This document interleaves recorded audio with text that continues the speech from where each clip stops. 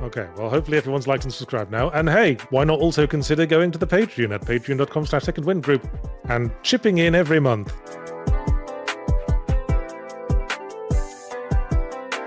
He's still got energy to show off those dance moves. Oh my goodness, I don't think you're supposed to do that on network television. Back in the day, I smoked a lot of pot. He's going full stinker! Oh, dang it. Oh no. Oh no. You accidentally drew Nick as a shark. Yes. Did we learn nothing from the 80s? Everyone's got daddy issues. You've got daddy issues. Is this too easy a bit? This feels too easy a bit. He's a very sexy man. He's everything that Cloud isn't. Put him in S. Agreed. I'm gonna share with you is my collection of buzzers.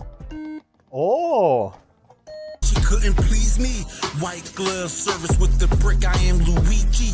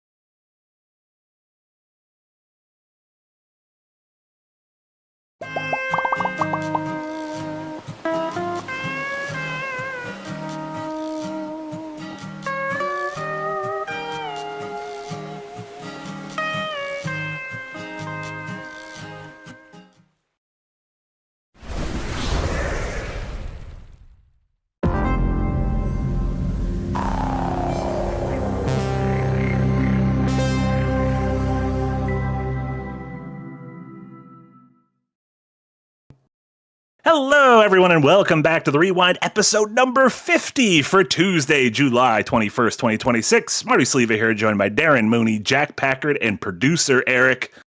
I think this is a very fitting episode 50, because this is our Podyssey. It's our Podyssey! I'm very excited. Episode 50, we get to talk about a big movie, a lot to talk about, and I think we all enjoyed. I know Darren enjoyed. And I know my thoughts on it, but Jack is still being a little stinker over there, so we're going to see what Jack thinks about it. Welcome, everyone. We run down on the show. We got a couple news bits we'll hit up at the top. Most of the show will be devoted to The Odyssey. We'll do a non-spoiler little chunk at the start, so if you haven't seen the movie, you can hear our thoughts and stuff. Maybe there we'll try to put some of the maybe like zoom out topics, talk about the box office, kind of where we think this fits in Nolan's filmography.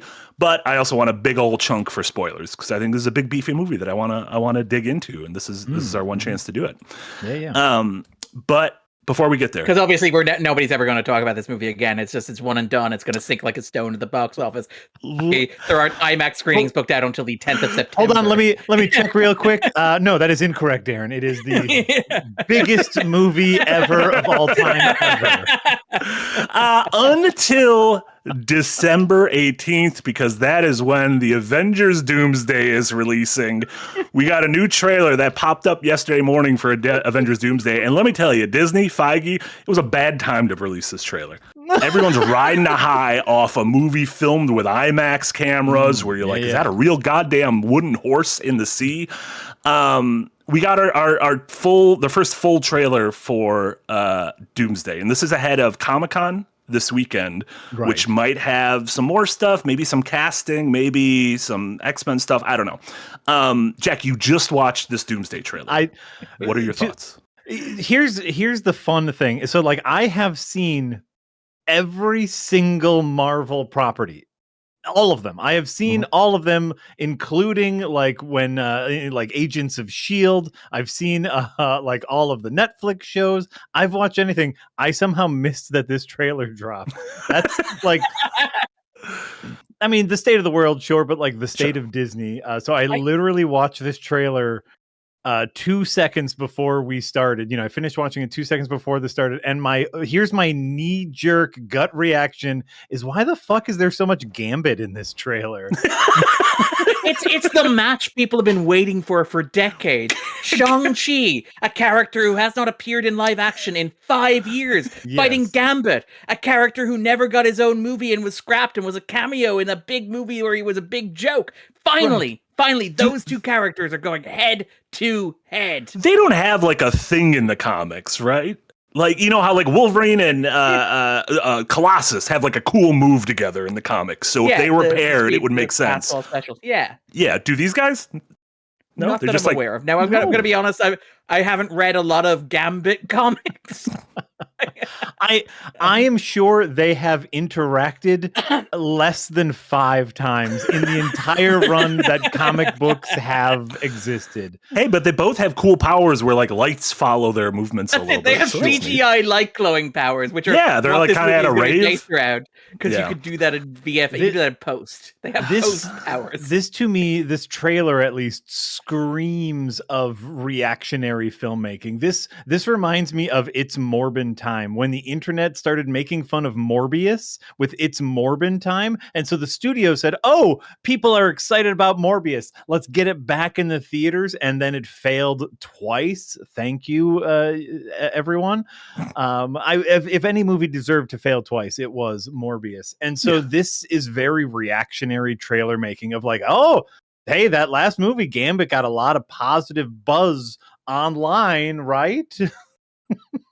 And Shang-Chi is like one of the last like massively positively received Marvel movies that also made a lot of money. So it makes sense that it's like we need to front load him. But it is really a what toys have we got in the chest move of it's like, okay, Shang-Chi has to get a big action sequence and he's gonna fight Wolverine? No, Hugh Jackman's not doing it. Deadpool? Yeah, no, Ryan Reynolds ain't showing up. Gambit, I guess. Just it's constantly turning a dial, looking at the audience's reaction. Like, you guys like this, right?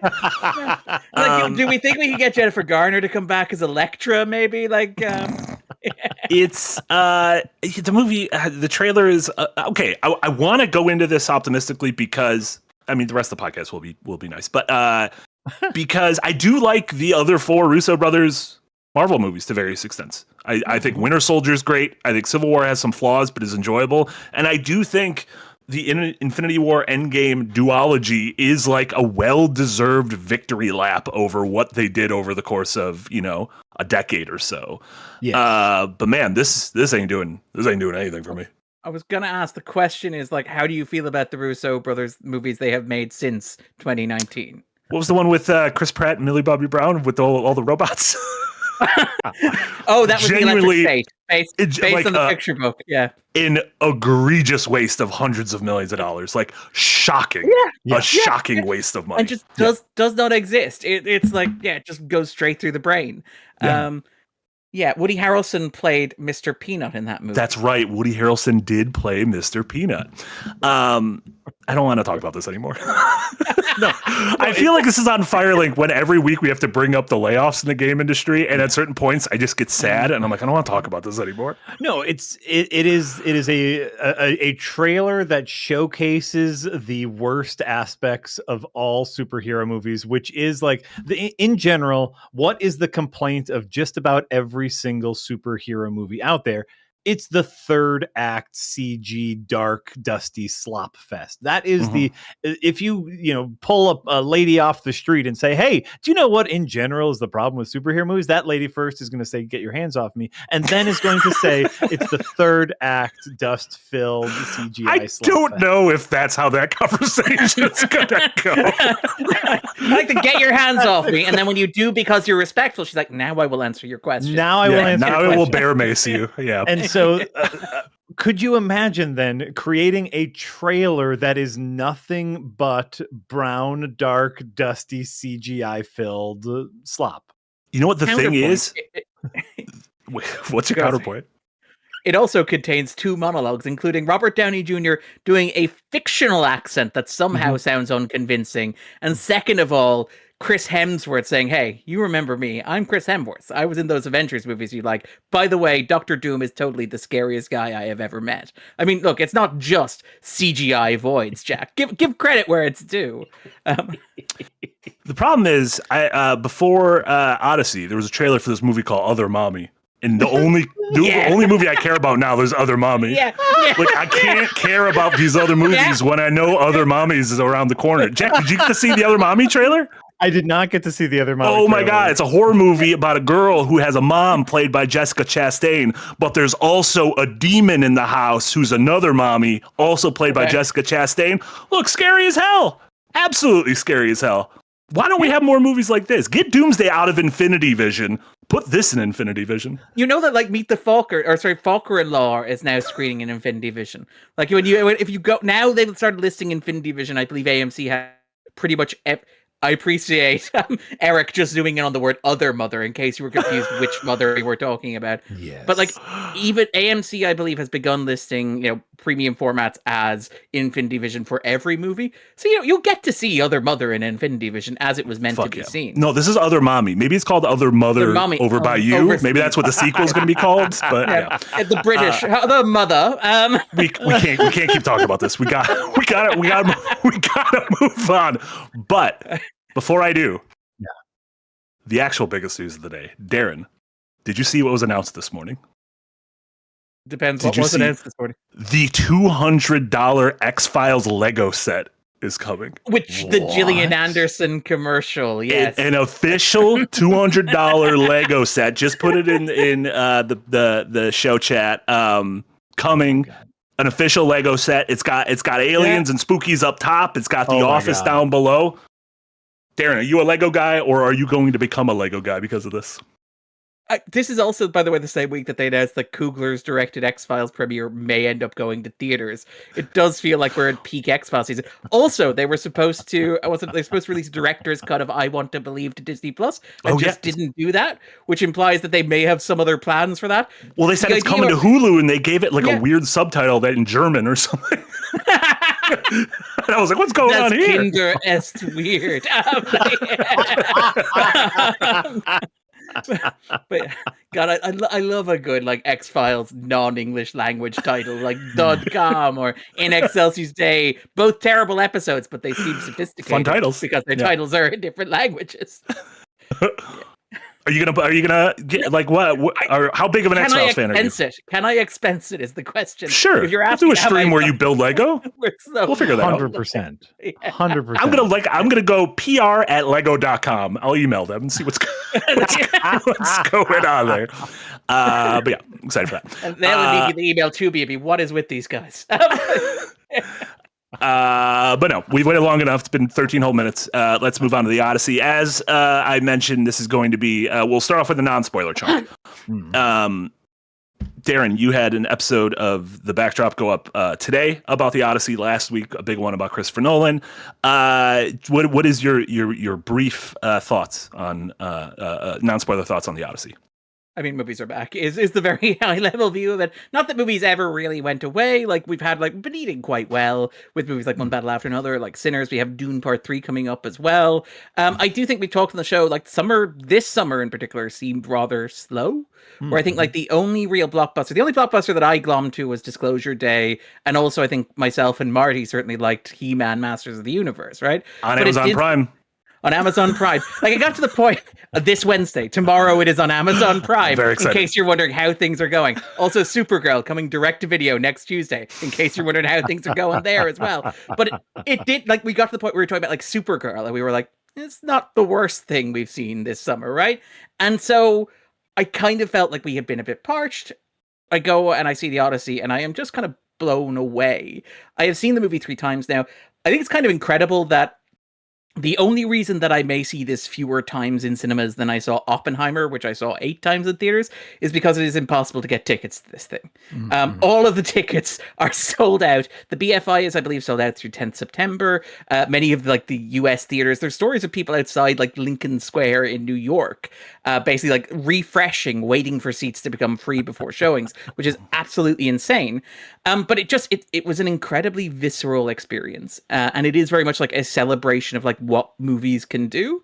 And it is really like Jack kind of joked earlier, but it's true. It is the most movie. And I don't mean like financially. I don't even mean culturally. I just mean in terms of construction.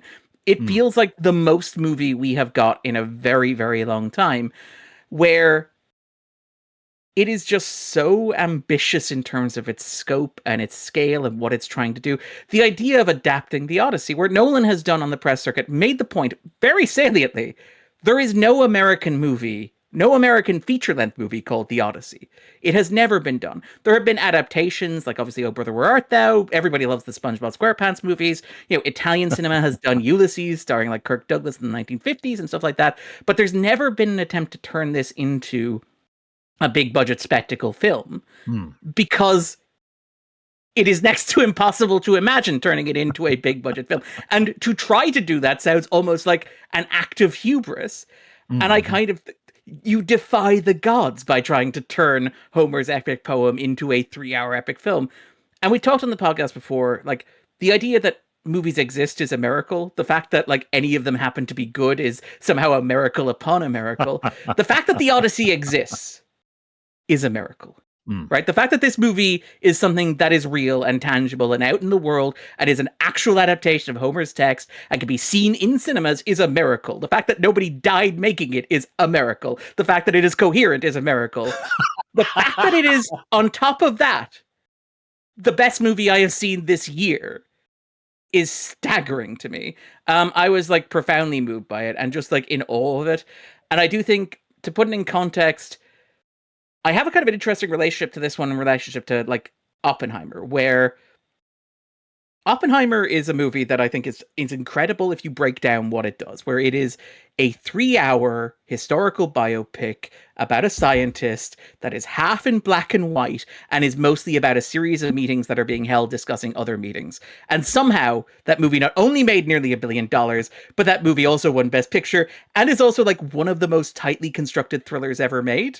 And I do think I feel almost guilty that I go to like The Odyssey, which I love, is the most movie, the best movie I've seen this year. And it's an adaptation of a text that has been fundamentally unadaptable for like decades, going back to the earliest days of cinema. And I watch it and I go, you know, that did something that was pretty much impossible.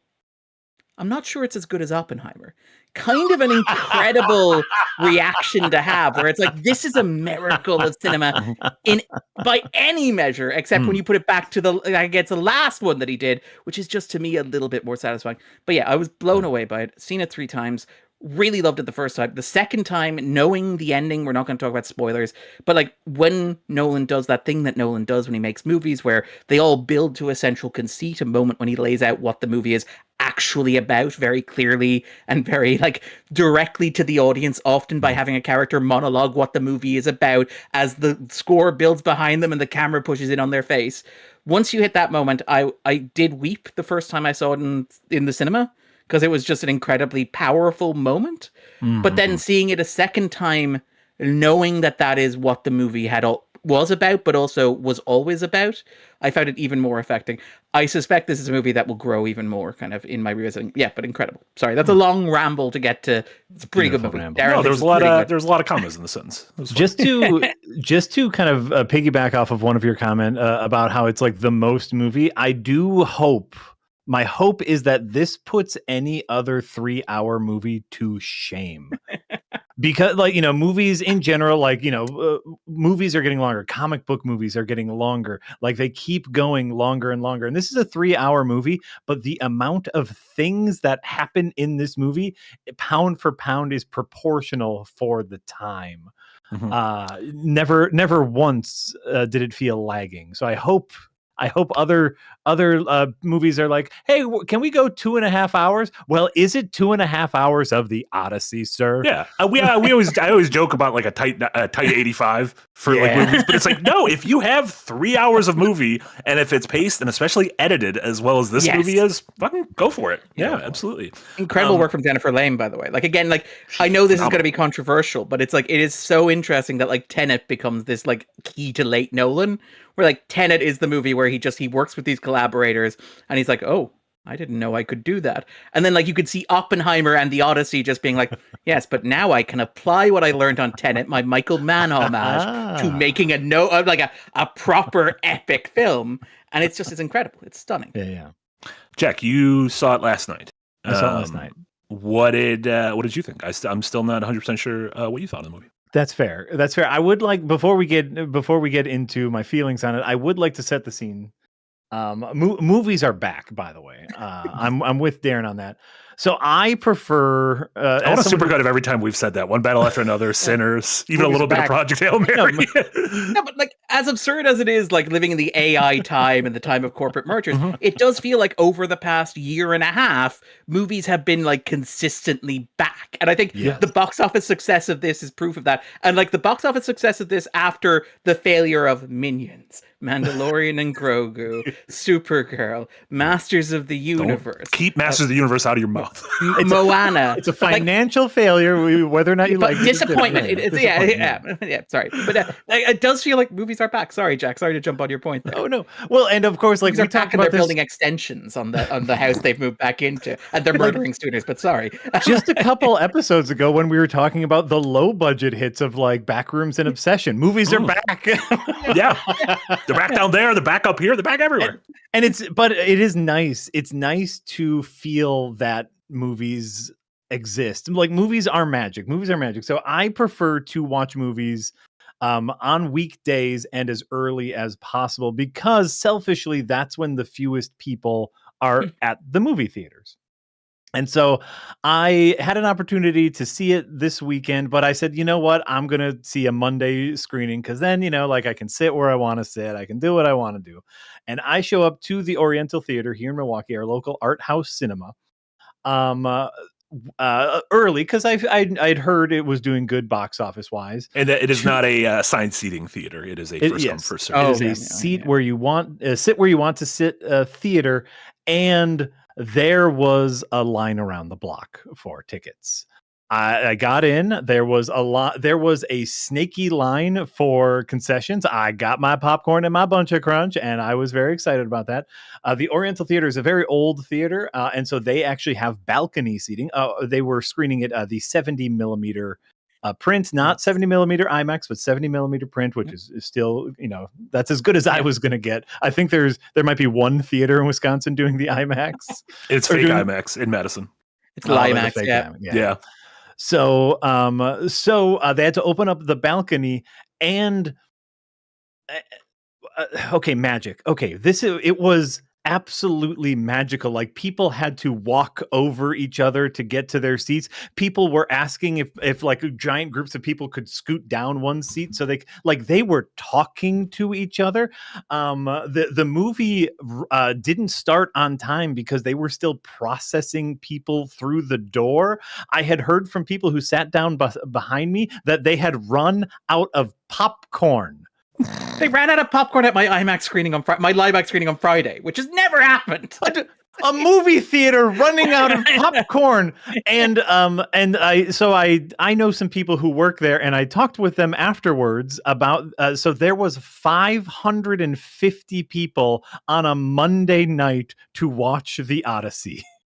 Jesus, and it's good stuff. That's good stuff. Yeah, and silent reverence for the entire 3 hour. I didn't see there was a young couple in front of me who midway through the movie were like snuggling up together, watching an epic take place in front of them. Yeah. Movies are back. So like I want to share that because okay, The Odyssey, I believe, top to bottom, is a incredibly well-crafted movie. It is some phenomenal filmmaking. Some scenes that we will get to talk about when we get into spoilers that are standout scenes in any movie that I've seen this year. Phenomenal. The acting is remarkable. I commented before we started. My joke was I wasn't aware Tom Holland could act, and I thought he did a remarkable job in this movie. Like Darren said, the scope of the travel, the epic is travel. That being said, I came out feeling a little lukewarm. What this felt like to me is that friend who you have who's really good at telling a story. And it's a story you've heard before, and he's telling it really well. And a lot of other people are really enjoying hearing the story, but you've just heard it before. So it's like, it's yeah. You're like, when is George Clooney going to get a record contract? How are the Soggy Bottom Boys going to get out of this mess? Why is Phil Irwin there and not John Goodman? He's too busy in Digger. Him and Tom Cruise have to save the world. Getting his Oscar nominated. Finally getting his Oscar nom. Sorry. So like I'm watching this movie enthralled by the filmmaking and just kind of like this is a phenomenal movie. This is an absolutely phenomenal movie. But I was just kind of mad about it. Is my takeaway, just because of the story of it all. Because it's a story I've heard before. I do like I know we can't get into it because of spoilers, but I like Nolan's emphasis. I've never read hand up. I've never read the Iliad or the Odyssey. I'm very sorry. But I liked the coda that Nolan put on it. I liked the humanity that he brought to these very old characters. But also, this is a story I've heard before. But have you heard it from inside the horse? Have you heard John Bernthal? So let me tell you something. Let me tell you something. I love that Bernthal. I love that like Nolan casts Bernthal and then like doesn't try to like whittle away the Bernthalisms. He just kind of leans in where it's like, let me tell you something about Odysseus. And then later on when somebody starts telling a story, he's like, no. Listen, I'm all for it. Just maybe you know what? Could only launch 500 ships. It's it's one of those movies that it felt kind of like overwhelming to watch the first time. Part of it is because Nolan, as he is wont to do, is playing with time and playing with memory and playing with recollection, which is something that's become almost an assumption in his movies going forward. And so it is one of those movies where you kind of it just washes over you the first time because visually it is astonishing and you're kind of piecing things together. Even though, again, this is a story, even if you haven't read any of Homer's poems, you kind of know the story. You've absorbed it passively. You've absorbed it. Simpsons or like video Arthur games has done it. and anything. Yeah. And so this is one of those movies where, like, before I'm able to say, and I think you said the same thing, Darren. Before I'm able to like confidently say, "Ooh, I think it would fit here in Nolan's filmography," I need to see it again, and I would really like to see it again in real IMAX. That's maybe a different conversation. Is like, it's becoming increasingly frustrating to me that directors I love are filming movies this way, which I love, but it is so fucking hard to see them in 99% of the world. Well, and like I discovered this week that apparently like the issue is they cannot build new IMAX projectors. Like apparently like they've lost the plans for designing IMAX projectors. So what we have in the world is a finite amount of like fucking like make new plans. What do you mean you lost the plans? Invent it again. I'm not the head of IMAX. Making a bomb. Make a fucking projector. What do you mean you can't? I can't, Marty. That is an unacceptable. I'm yelling at you. It's not your fault, Darren. That is an unacceptable excuse to me. That is unacceptable. And there is a frankly incredible video of like the head of IMAX, like literally his job position is head of IMAX, going, we wish we could make more cameras, more projectors, but we really can't. And I'm like, whose problem is it then? Like who can?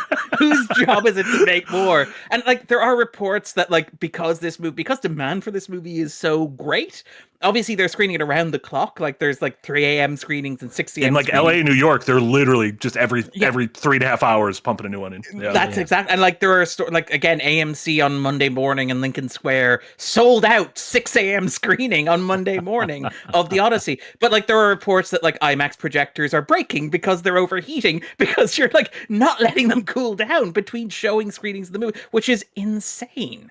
Yeah. Absolutely insane. Yeah. I'm sorry, Darren. What formats did you see? Because I just saw it. I saw it like regular on whatever ultra screen is the Marcus. regular ultra screen. I didn't get to see the top of Safdie's helmet, but that's fine. I'm sure I know what it looked like. What were the ways? That was like a euphemism. That's the Odyssey full frontal. But I saw it on 70mm. I saw it on 70mm twice. I saw it at the press screening and the premiere in the IFI.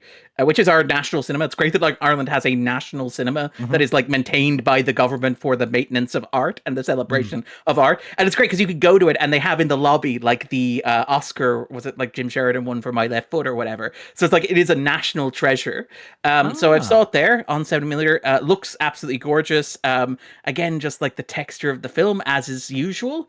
And like then I saw it on Friday in our IMAX, which is mostly a LIMAX. It's a digital projection, and the screen is actually not the biggest screen in Ireland, which feels like a cheat of some kind. But I saw it in IMAX. I will say, actually, I kind of preferred it in IMAX, as weird as it is to say that. I preferred Oppenheimer in 70mm because it has that kind of texture and feel to it. Same way I preferred like One Battle After Another in 70mm, where it just felt like the film grain was part of the experience of watching it, and the idea of like the film as something tactile felt like a throwback to like movies from the 70s. Whereas here, seeing this on the big screen, the biggest possible screen where the image kind of swallows you, I found to be kind of more effective and more powerful for a movie like this. I was planning at some point to head over to London to go see it. It is sold out until like the 10th of September, so that ain't happening anytime. You did that with Oppenheimer, right? Did it with Oppenheimer, did it One Battle After Another. I will say, like, again, obviously, any format you watch these movies in is great. Like, that's the important thing when you talk about this is to make the point, if it's a good movie, it will look good on your phone. It'll look good on your television. It'll look good on any screen whatsoever, right? But there is... With all of that said, and acknowledging that I have the privilege of being able to like save and travel across the ocean to London to do this, maybe once a year, maybe once every 2 years, I will say that like seeing Oppenheimer in 70mm IMAX is like one of the great cinematic experiences of my life. And it's one of the great cinematic experiences of my life, not for the reason you expect, which is, oh, scale and spectacle, the atomic bomb. That must look great in that sequence. And it does. But like the bomb looks great in every sequence. It's Cillian Murphy's face. It's like it's the big innovation of that movie is like putting a camera in Cillian Murphy's face, and it is something to be like swallowed by another human face, which is something I had never kind of experienced before. And I talk about it a little bit on the video that we did there, where like the IMAX's camera has typically been used to shoot like space, oceans, mountains, nature, like and obviously like when it comes to narrative films, scale and spectacle and stuff. Nolan's big innovation in like Oppenheimer is just like, what if like we take Cillian Murphy, who has not to indulge a little bit of Irish patriotism, the loveliest face. He has incredible cheekbones and these huge eyes that are so soulful. And to just point the camera point blank at that face and stare into it, and then to see that projected on film on a screen that is 6-7 stories high, that is like overwhelming and swallows you, is like one of the most incredible experiences I've had. I'm well aware of checking my privilege, and I think Oppenheimer was a great movie before I saw it in that format. It's a great movie every time I've seen it since, but that was an incredible screening. Yeah, I'm excited. I'm going to be in Chicago a few days over the weekend and then early next week, and I did get tickets to an actual 70mm IMAX showing on Tuesday morning. So nice. Pretty much 1 week from now, I'll be seeing that, which will be very cool. I'll get to see what the tip of that helmet looks like. And then I'll get mad because I'll be like, that's not what the helmets look like. Even though, let me tell you, accurate. I don't know shit about what was going on back then. And I'm going to be honest, I don't think most people know shit about what was going on back then. My brother and his partner like text me from Sydney, where they were like, his partner texted me, was like, we kind of have to go see this. We're in Sydney, which is the 170mm IMAX screen in the Southern Hemisphere. Yeah. We kind of are obligated legally to go see The Odyssey in it, right? And I'm like, yeah, unfortunately, yes. Yeah. Before a couple more non-spoiler things before we jump into spoilers. I just want to touch on its box office real quick, which it had pretty decent estimates that kept kind of going up as Friday and Saturday went on, and as audience scores and reviews came out and word of mouth and everything, ended up with 123 in the domestic in the US, 140 million international, a global total of 263, which is Nolan's biggest opening weekend ever, passing ahead of The Dark Knight. Ahead of The Dark Knight, which is incredibly impressive. And the weekend of the World Cup final as well. Like that weekend of the, that means quite a bit across a lot of the world. Yeah. He just had to use an older IP is the thing. It is funny. Audiences like they aren't I love the idea that this is his version of bringing back like Hugh Jackman as Wolverine. It's like no. If I bring back Homer, that's yes. Yeah. If we take the oldest IP, it's the most valuable IP. Right? Yeah. It seems like, coming out of Oppenheimer, being one half of Barbenheimer and doing as well as it did, and cleaning up the Oscars, it felt like Nolan's one of those guys, one of the rare people who has a complete blank check. Can you make a blanker check? Like, this feels like a blanker check, and I don't know what you do with that. Like, the Bible, I'm sure it'll be interesting. Like, the Bible starring Tom Cruise is really the only way you can escalate from here. Right. God. Tom Cruise is God. Yeah. To me, like the nice thing about this is like he is also at a place where he just gets to work with anyone he wants to work with, and what we've seen is he can use that work to positively infect the younger generation of actors. We've heard stories of like Tom Holland going back to the Spider-Man set after making the Odyssey to be like, have you guys heard of this thing? We have a complete script before we start shooting.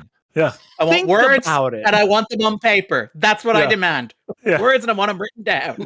Here's this crazy thing we did while filming the Odyssey. Christopher Nolan knew what he wanted the shots to look like. Yeah. Mm-hmm. Yeah. Maybe we could do that. Yeah. And like you mentioned the actors as well. And like I do think with that, before we get into the Tom Holland conversation, the net good of like Tom Holland being in a Christopher Nolan movie and going back to the other stuff he works on and maybe bringing that with him is like a net good for film. Oh my God. The idea that like Tom Holland now has a taste for, like, he's doing a Fred Astaire biopic, and I am infinitely more excited for it now than I was before I saw the film. But also like just the people watching movies as well, because this is the thing where we talk about like, the IMAX, the 7mm, the format stuff, and that could be annoying and irritating. We joke about it, and it is a privilege. We're all very lucky to see it in the formats we do, and it looks good in any format. But the fact that it makes people care about how the thing they consume is made is kind of incredible to me. Like the idea that like kids come out of these movies and go, but how did he do that? Or what is the difference between 70mm and IMAX? What's the difference between laser and physical print? Like that, it inspires people to think not only about like the Odyssey as a cultural object and what the film means and what the film's themes are, but also about like how these things are made and what they represent and like the care and love that goes into crafting them and why that is important. And like, because I look at the world and I look at things like, not to drag it into every conversation, but like generative artificial intelligence and stuff like that, where that is a process that is so contemptuous for the idea of like form and creativity and how things are made. It's so obsessed with the end product. It's you enter a prompt and you get the end product, and it doesn't matter how it got there, because it doesn't matter that you didn't get there yourself. All that matters is that at the end you have something you can hold up and say, this is the thing I asked for.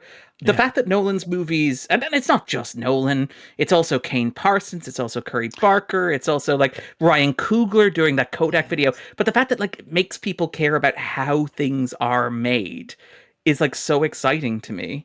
And like it makes me so optimistic. Sorry. We have that in generations. Like we still have, you hear that with the way Spielberg was talking. Yeah. With Disclosure Day. You have that with Nolan, who's like, is getting up there generation-wise. He's not in his 70s or 80s or anything, He's but 56, is isn't he? Yeah. been doing this for the better part of 30 years. Quarter of a century, yeah. Yeah, then you have like Coogler and his generation talking about that. And then now you have Kane Parsons, who's just like literally a kid who also feels that way. And I think it's so fucking cool to have that. Like, it feels like, oh, okay, maybe we are going to be all right. When we see news stories of former beloved directors like Darren Aronofsky and Neil Blomkamp being like, here's my AI movie. Scorsese, depressingly, yeah. He's old, he's confused, he doesn't know what's going on. It's fine. Honestly. It's like when a grandpa or an old uncle says something out of pocket at Thanksgiving. You're like, he's fucking old. He doesn't know what's going on. It's like Ridley Scott is allowed to complain about whatever Ridley Scott wants to. He's 82 and he makes a movie in 6 months under budget. It's fine. And I guess like that's my point is like this cast felt fresh.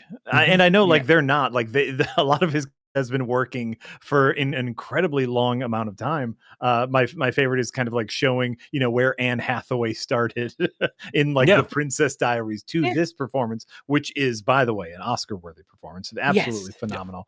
But So much of this cast is like Oscar like worthy for like John Leguizamo. Have I been like undervaluing John Leguizamo? First of all, there's a renaissance. John Wick, Renaissance, if you will. A little John Wick appearance, the bad guy in the Santa Claus movie. I forgot what that. Violent Night. Violent Night, right? Yeah. He's coming back.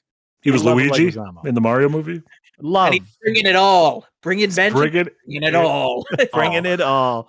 But his Nolan's ability to work with seemingly anyone and get a good performance out of them is to me like his next big flex in his next movie of like, give me 10 actors who everyone hates. Sydney Sweeney, I'll get a good performance out of her. Hold on. Okay. Not to be the person who speaks in defense of Sydney Sweeney. Sweeney has good taste. Not sure she has a great ability of range, but she has very good taste, and I think she can be used very well. I think she's used very well in Immaculate. That is all that I have on Sweeney. News just announced that they wrapped on the live-action Gundam movie that she is starring in and producing in. Gundam, the big Japanese robots that I love. Yeah, and isn't she also doing Edgar Wright's Barbarella remake as well? Like, sure, she'll be fine. She'll be fine. The one of the last kind of zoom out things, stupidly early awards predictions. Benny Blanco from the Bronx. Sorry, just to get like not the one who's married to Selena Gomez. That's a different Benny Blanco. That is a different Benny Blanco. I was shocked to discover that when they had a picture, and I was like, "That's not Benny Blanco." Yeah. That's not my Benjamin. My Benjamin Blanco. Early Oscars, like, this is Best Picture nominee, easy. Best Director nominee, easy. Yeah. All the technical awards, all the costume, cinematography, sound, editing, score. We'll get the score, but editing is a given. Again, impossible to undersell how important Lame is to what this movie's doing. Yeah. She edited Marriage Story. Like, imagine watching Marriage Story and being like, that's my creative partner for the next 3 movies I'm making. Right? Hell yeah. Incredible. Yeah. I am a little, it feels right now, it's a Oscar frontrunner. Granted, we're 6 months into the year or 7 months into the year, and a majority of the Oscar heavies haven't been released yet. But this does have that kind of Oppenheimer feeling where it's like, ooh, this is probably the one to beat as of right now. And it would make him the first director in history to win Best Picture and Best Director for 2 consecutive films. I know somebody's going to butt in and say, Francis Ford Coppola won for Godfather 1 and Godfather 2. No, he won. He didn't win director for the first one. That went to Bob Fosse. But also, technically, he released The Conversation 6 months earlier than he released Godfather 2. So technically, he doesn't qualify. Oh, that's not even technically. That's just a fact. Why do people keep touting that if it's not even like... You don't even have to use but he didn't win director because it wasn't fucking back-to-back movies. Okay, well, hold on. To be fair, he released 2 of the greatest movies of the 1970s within 6 months of each other, and they both competed for Best Picture. Like, I feel like it is like going technically. Sorry, Francis, you're one for the wrong movie. Okay, I just want to make sure I was not diminishing any of those 3 movies because I think it is legitimately probably the most impressive 1, 2, 3 combo ever. And then 4 with like the Apocalypse Now. Yeah. 5 if you count Jack. Obviously, I assume it was that long until he did Jack. You have to go away. You have to let Jack cook. You know. Jack, do you have any thoughts on the movie, Jack? Because I have thoughts on the movie, Marty.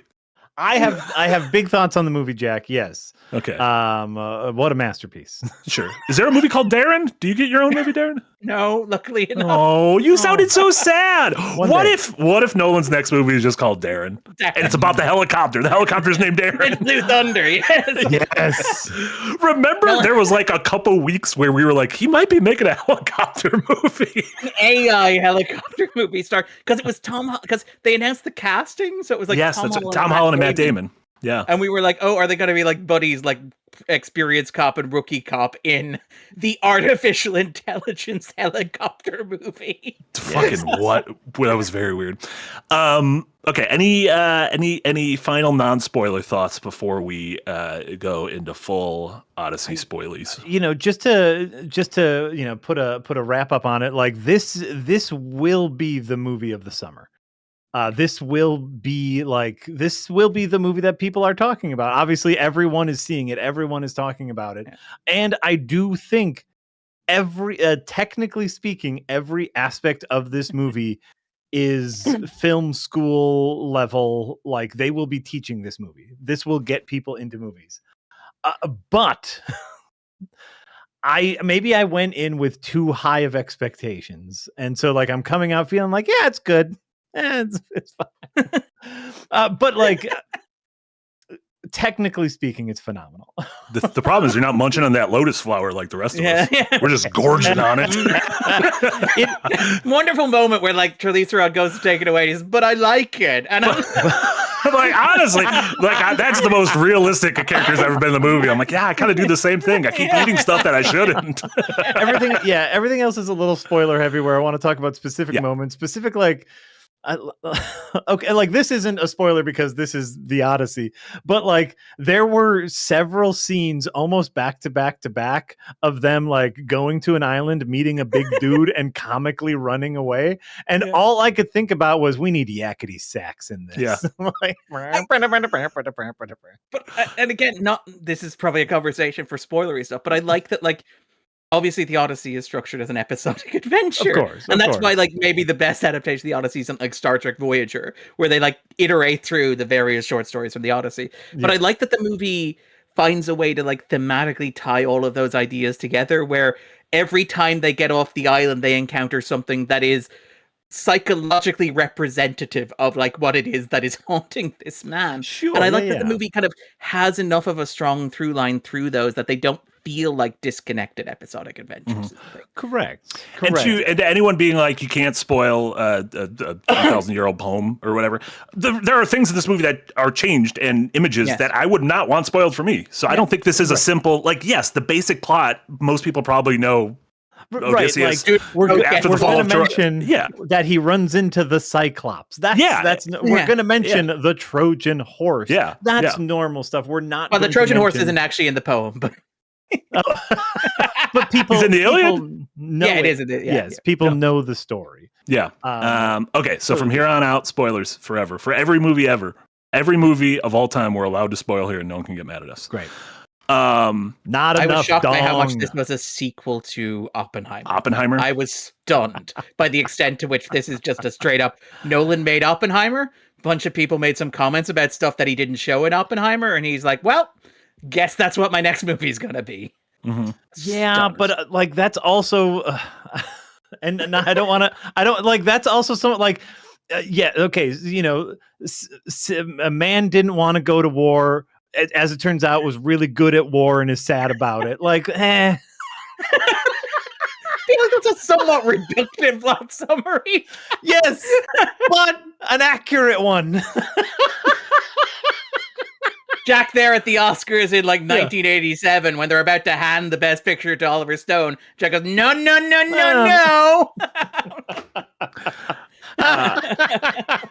Yeah, that is me being comically glib. I did enjoy the movie. There are themes that he is clearly, I don't want to say obsessed with, but there are just themes that all of his art reflects. And you can go back to Oppenheimer, to Dunkirk, to Tenet, to... it starts getting a little murkier beforehand, but even some of the Batman stuff. You get those themes throughout the movie, but the movie starts, the first line of the movie is spoken by Travis Scott, right? As like a bard, as a storyteller, who's the first person to begin telling a story in this movie, which is told through stories. Almost nothing in this movie, aside from the last act, is kind of like happening as it happens. Everything is being told weird memories, almost Rashomoning different versions of a story, hazy memories while you're spending 7 years with that lotus flower, which, let me tell you, 7 years, Charlize Theron. I feel like you're underselling. Like, man, that lotus flower looks pretty sweet. Shame you have to put up with Charlize Theron here. Yeah, cooking you fresh squid from the sea. What a bummer! Living on a beach with Charlize Theron, Yeah. doing drugs and just picking up building your spare time. What hell have you created for me? Like when Penelope asks him where he spent most of the past 8 years, do you think he's gonna answer with, well, there was obviously there's a Cyclops and the Giants and there was the witch that turned people into pigs, but most of it I spent on a beach eating squid with Charlize Theron. But the movie did not show me cheating on you, which I did several times, and I did with every woman I came across. And honestly, I got all of them pregnant. I got a bunch of kids. Scary Witch got kids with them. Cyclops probably got kids with them. That's why we're heading west. That's the other direction. That's away from child support. Running away from my child support payments. But no, I just wanted to touch on Nolan. We mentioned casting, but I think the casting, which has been a lightning rod for the Chuds, I think is fucking great. I think the casting is incredibly smart and knowing, and it's everything from Travis Scott to Lupita Nyong'o to Elliot Page, who, in my opinion, steals the movie in his 5 minutes or whatever. The same way that he was in again, we talk about Nolan using actors and directing actors well. One of the things he does is he casts to type, and he casts to type incredibly well. Where Matt Damon he wanted him to be Harvey Dent. He was Dr. Mann, one of the great names in he wanted him to be Harvey Dent. I didn't actually know that, because I know the thing that keeps going around is he was originally going to direct Troy, right? Yeah. And he bowed out of Troy because he didn't think he was ready yet. He was ready yet. He was fully cooked, and that did Batman, which I was like, well, okay. It's because Peterson. So Peterson was supposed to be doing Batman versus Superman. Nolan was supposed to be doing Troy. Nolan didn't do Troy. It's unclear whether it was the studio said he wasn't experienced or he said he wasn't experienced, but he didn't end up doing it. So Peterson moved off Batman versus Superman over onto Troy, which freed up Batman. Which Warner Brothers were like, hey, Chris, you look like a man who could probably direct a Batman movie, right? And so he directed Batman Begins, and then we're off to the races. It is an incredibly different, 21st century of cinema if Nolan goes straight from doing Insomnia to Troy. I don't know if it's better or worse, and part of me does wonder, I think Troy would be a better movie.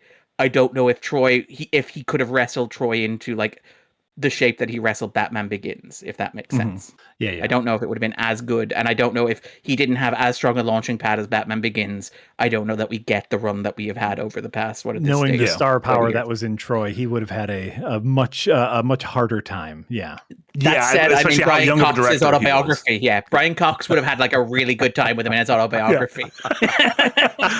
But sorry, you were talking about Matt Damon. But just he uses Matt Damon as this idea of American exceptionalism turned rotten, where Dr. Mann is the best of us, but also he's the fucking worst. Or Harvey Dent is he's Gotham's White Knight, but also he's Two-Face. And here it's he's clever Odysseus, he's genius Odysseus, but also he's the man who destroyed the world because he thought he was so smart. But the thing about Elliot Page is the conscience of Inception. As Ariadne, who is a name taken from Greek mythology, but Ariadne is the character who's Cobb is fucked up.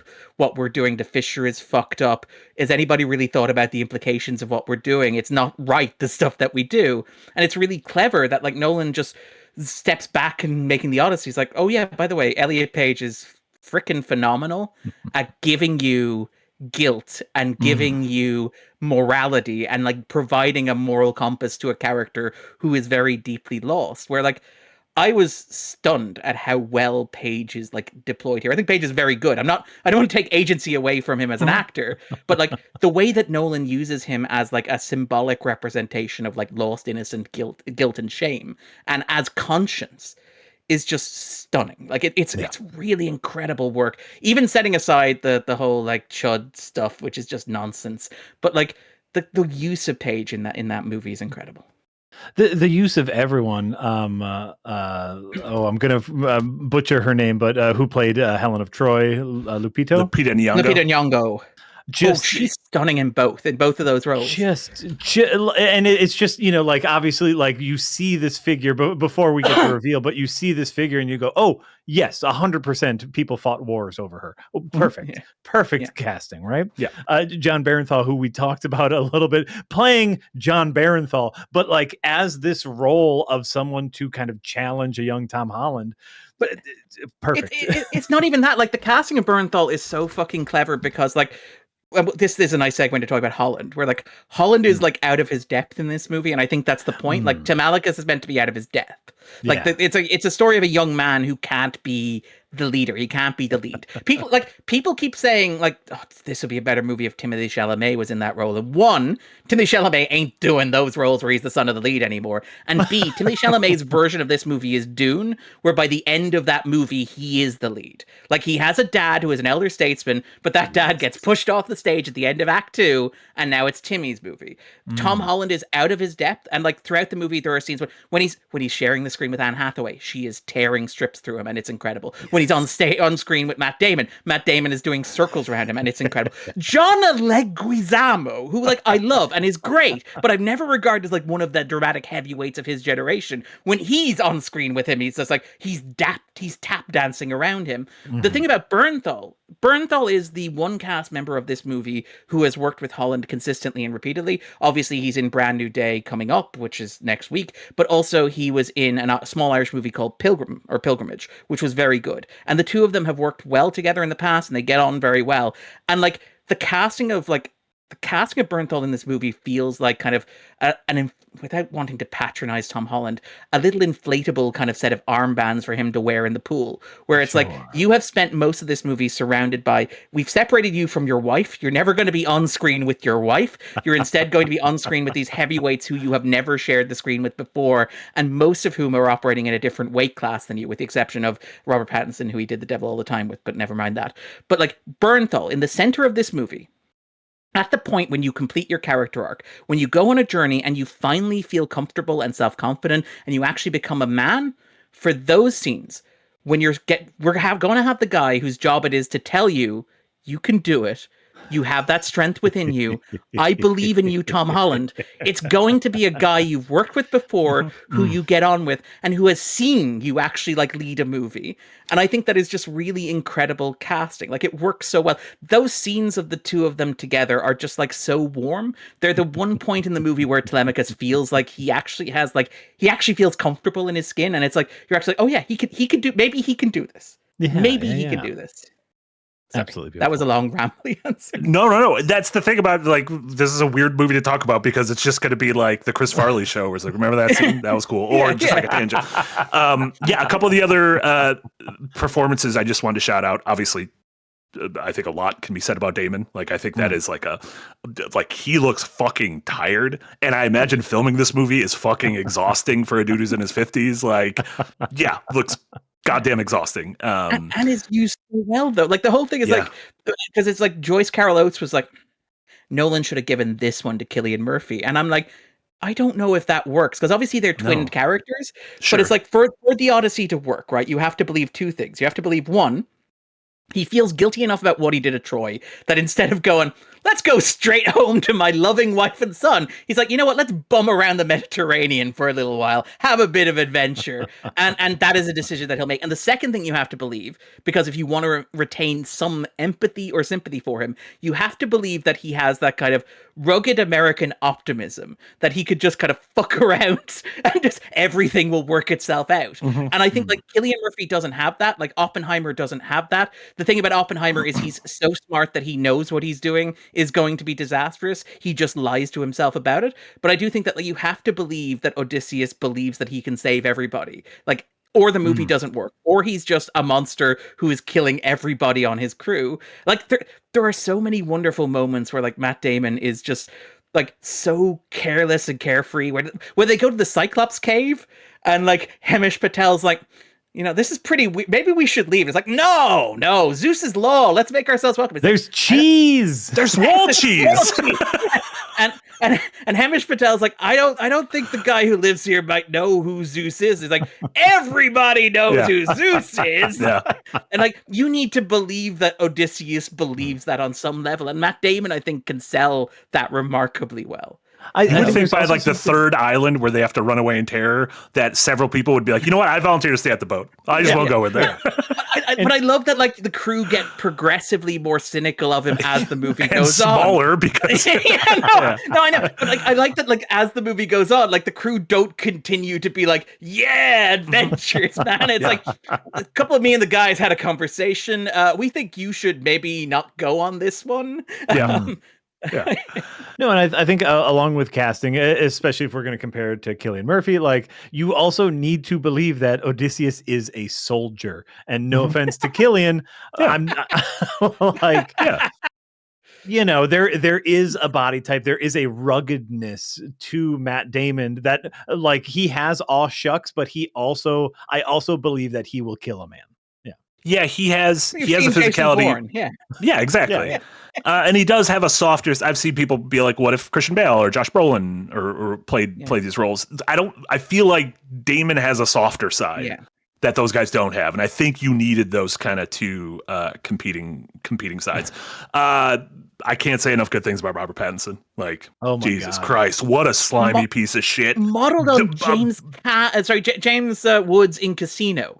Yes. Which is just an incredible pull to be like, you know what? You know who this guy reminds me of? And I'm like, I don't know, pull something out here. It's like James Woods Casino, and it's so perfect. Also the length of rope he was given to play a quite literal like mustache twirling, scene chewing villain of just he might as well have been in the corner going, yeah, get him, boy. He literally in the final scene, he's hiding behind the pillars. Grab that sword, grab that shield. Spears, get the shield. So funny, incredibly fun. The fact that he doesn't just kick the dog, he kicks the dog and throws the dog on a pile of shit, just so you know how fucking evil he is. He's a bad dude. But he's phenomenal in that. Samantha Morton. It's twitches, like the little facial twitches he does, which are so incredible. Sorry. How whenever he says the word beggar, you're like, Jesus, will you make that sound like a slur? He uses the hard R in beggar. It's incredible. Samantha Morton in the one scene as is it Cersei the witch? Cersei, the witch. Incredible performance. Amazing performance. Also the most horror that I think Nolan's ever done. People have always said, like, if Nolan is either intentionally or unintentionally modeling this career kind of after Kubrick, where he's like taking a bite of a bunch of different genres, that horror feels like one he hasn't done yet. This feels like, you're clearly capable of a scene that freaks me out. What's the line he says? Like, obsession works like a motherfucker, which is just a fun word to imagine Nolan saying. That scene might be scene of the year. Like, I'm pretty mild on the movie in general, obviously with that giant caveat of I think it is brilliantly made. I just want to make sure people like I liked the movie. Don't you like the movie with your brain? You wanted to like the movie a little bit more with your heart? With my heart. But the scene of the witch quite literally molding faces into animals, like that is up there with, like a Werewolf in Paris transformation scenes of and Patella said it's all practical as well, right? But which is I cannot believe. They actually turned into pigs for a day shooting. No, Nolan's like, I can't cast you unless you can turn it into a pig. Turn it into a pig right now. It's just like masterful puppetry and editing, and then like the edits there get harsher and more jagged, just so you can get the absolute gruesome transformation of men into pigs. Wonderful, 10 out of 10. 10 out of 10 scene. Yep. Amazing scene, and if we're gonna 10 out of 10 it. You pincered us again. You got me. A temporal pincer. Logan Marshall Green will be playing the role of Tom Hardy in this movie.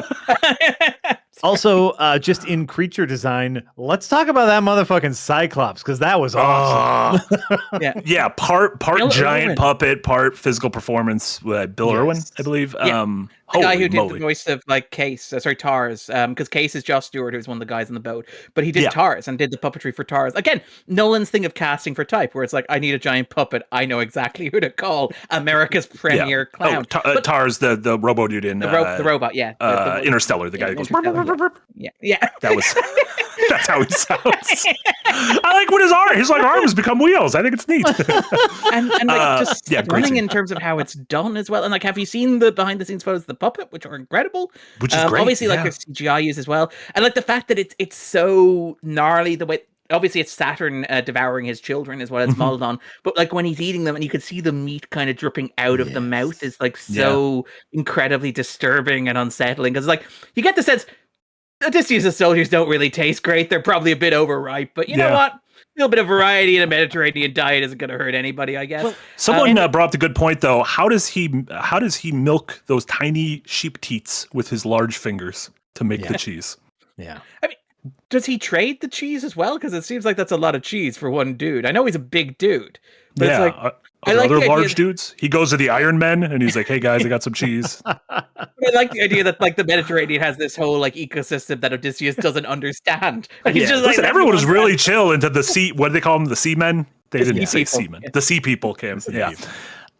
Also, we haven't mentioned Zendaya yet, who I thought was great. And, there's a lot of scenes I could call my favorite scenes, but the kind of the ultimate reveal of what happens in Troy, and then the ambiguity of who she is, obviously her relationship with Athena. If it's, I don't think that character to me wasn't Athena, but represented the affront to the gods and the affront to Zeus's law that they had committed, and thus was kind of haunted by that character who did come to him as Athena, but in the guise of, I like that they didn't show the guy, didn't do the Clash of the Titans, Jason the Argonauts thing of, now the gods are up there, and now we're going to cut to Russell Crowe in a cloud. Yeah. Exactly.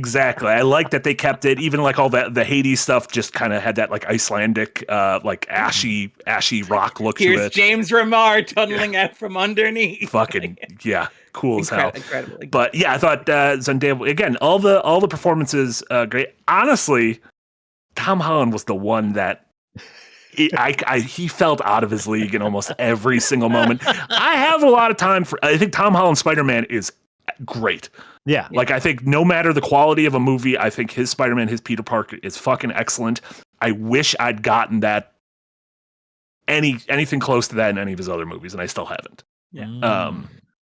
I don't know. That's the whole I think it works because it's playing off that. It's the idea of like he's this guy who's like I could be the lead. I could be King of Ithaca. Anne Hathaway, trust me, I have star power. I could hold down this job. And the movie is just continuing like, no, you can't. Like it's like the movie is just like I don't think it works if he's a guy like Pattinson or a guy like Chalamet. I agree. I agree. Chalamet would overshadow. It almost feels like he should be an unknown then. I don't know, or like a less known. Like he cast one of the most famous, like worldwide famous actors of his age. I don't know. That's more of a he's minor. The only one that you could cast in that role, though, is the thing. That's There's got to be another 30-year-old white dude in Hollywood, right? We're all tapped out. You know that like the Robert Pattinson part before the Batman got postponed, that was going to be played by Austin Butler, and I'm kind of wishing it were with his Elvis accent. Mama. Oh, get these beggars out of here. Oh, mama. God, that is weird. Why is everything? Also, everything's just between the Odyssey and the MCU and Dune. Everything feels very incestuous with its casting. I do love, by the way, was it Pattinson? How Pattinson ended up in Dune was he was making the drama, and he was talking to Zendaya. He's like, "How do you end up in a Dune movie?" And she's like, "Well, I can ask." And all of a sudden, he's in a Dune movie. Like everything, getting a job is all about who you know. Yeah, that's it. Like, it's that easy.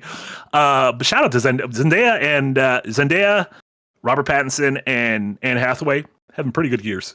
They got a lot. They got a lot going on this year. They're really. I mean, really even Benny Safdie, the king of Universal this year, betwin like Bowser Jr. and Agamemnon. Yeah. Also, it is so good that they cast a kind of.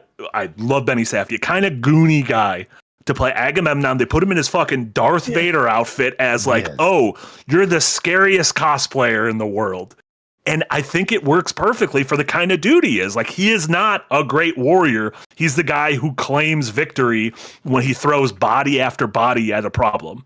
Yes. But also, like, it gets you that incredible... Like, I've seen the movie 3 times, and every time he's telling the story of, like, the tragedy, Agamemnon, what happened when he went home, how he was murdered by his wife, Clytemnestra.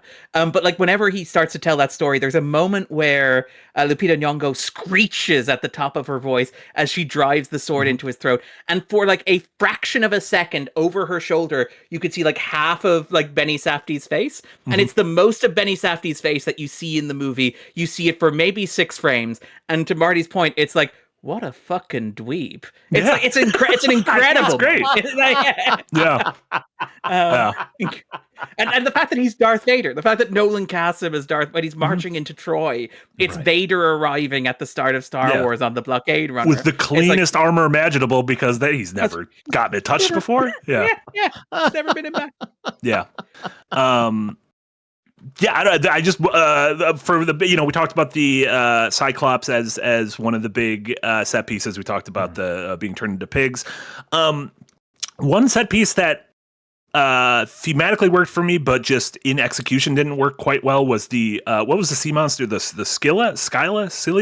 Yeah, the whirlpool and the monster. Yeah, avoiding the whirlpool. The thing kind of, to me, just bled in with the rocks, and it was just kind of like and I get it was like the monster was inside of a cave, and it's just tentacles were picking the guys off. I wish that scene had popped a little more for me because it's paired closely with the siren scene, which is phenomenal in my mind. Siren is stunning. I mean, and Holy again, shit. It's the thing where like the point of the whirlpool and the rock monster isn't even the whirlpool and the rock monster. It's about the crew, because that's the point where the crew properly mutiny against him. Where he's like, because he does what James Remar says is like, look, the whirlpool will take all your men, the cliffs will take just 6. But if you try to cheat the whirlpool, they will all die. And he tries to cheat the whirlpool, but his men just like mutiny and decide they're going for the cliffs. And it's like, that's the tension of that scene. But yeah, the siren stuff is absolutely stunning. And it's like something that, to Jack's point, has been done so many times. If there's one thing you know from the Odyssey, it's the Cyclops. If there's two things you know from the Odyssey, it's the sirens. But like those are like the two breakout monsters, and they're the two that he has to do really well. And I think he does both of them incredibly. Like the gore. You wanted to talk about the score, Marty. The score is incredible. Yeah. Well, and the siren scene, Odysseus, for anyone who doesn't know the scene, the men put wax into their ears so they can't hear the sirens, because of course the sirens, they're calling lures men to sailors them so to their kill doom. them. Yeah, against the rocks. But Odysseus, being the good old boy he is, he wants to. He's like, no, you know he's so what? smart. He's so clever. Clever. I can handle this. I can handle hearing this. But tie me up. The audio gets muted because lovely wax. Yeah, in the we ears. have wax in our ears. Yeah. He puts wax in one ear, the left channel goes. He puts wax in the other ears, the right channel goes in the theater. Absolutely fucking gold sound design. And then it just hard cuts to Matt Damon screaming and weeping. Brilliant scene. Yeah. Brilliant moment. How it goes from like the most beautiful thing he's ever heard to the most terrifying thing he's ever heard, and then how he describes it afterwards. And the fact that it's all beautiful. thematic is like, again, the wonderful thing is like Nolan uniting all of these things thematically, where what's the song is like the song of the most beautiful thing, which is the thing that, not the thing that you never could have, but the thing that you had and lost and will never have again. And it's like, and then obviously building the climax of like the sirens told me the most horrible truth, which is I don't want to go home.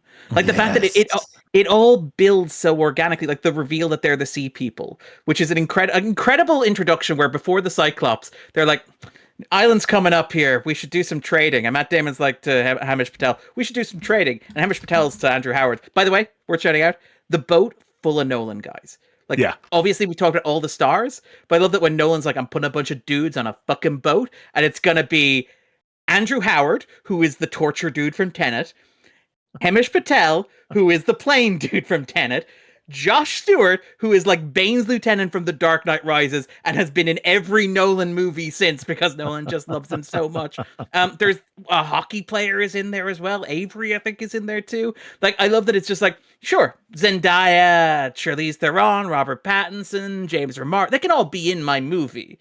But if I'm going to be on a fucking boat, I want to be on a fucking boat with Hamish Patel, Andrew Howard, and Josh Stewart. Yeah. But like, the fact that like he goes to Patel, we'll trade with the people on this island. And then Patel goes to Howard, we're going to trade with people on the island. And Howard's like, what if they don't want to trade? He's like, well, you guys have swords, right?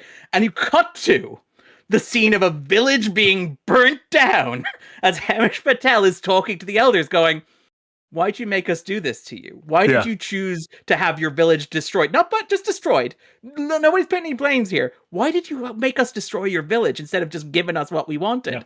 And the guy goes, because you're the sea people. And he goes, oh, we're not the sea people. We're the Greeks. Maybe you heard about what we did in Troy. Burnt the place down, massacred all the women and children. We're the heroes. We're the good guys. Why'd you do this? And I love that kind of sets up this arc that runs through the movie where it's like the Cyclops is a bad host, obviously, but they get to the place of the giants. And the giants are men in armored suits with big fucking swords who don't explain what they're doing and just brutally cut you down, which is exactly how Odysseus and his men appear to everybody else. Yes. And they go to Circe on the island with like the pigs and stuff. And she's like, you sent your men up. And he's like, yeah, to trade with you. And it's like, you sent a bunch of soldiers with empty stomachs and warm bloods up to a house where a woman was living alone. What on earth did you think was going to happen? And why are you so surprised that I felt the need to defend myself? And he's like, fair point. But we're still going to take your shit. He's like, is this your sister bird? What's going on over here? But at the end of that scene, he's still like, guys, take what you need, leave the meat, but take everything else. I love that the movie like earns all of its reveals. By the time you get to the end, you understand why he has been on the journey and all the obstacles that he has encountered, because they build thematically to the core idea of he broke the world, he broke society, and like everything that is encountered on the journey is just insanity spiraling outwards from the primal sin of like what he did in Troy, but also of like the breaking of the laws of hospitality. I think it's incredible storytelling, and it is to me something that makes this an exceptional adaptation of like the text, because the text is very episodic. The text has its big recurring themes and motifs, but they're not really threaded together thematically in the way that they are in this film, if that makes sense.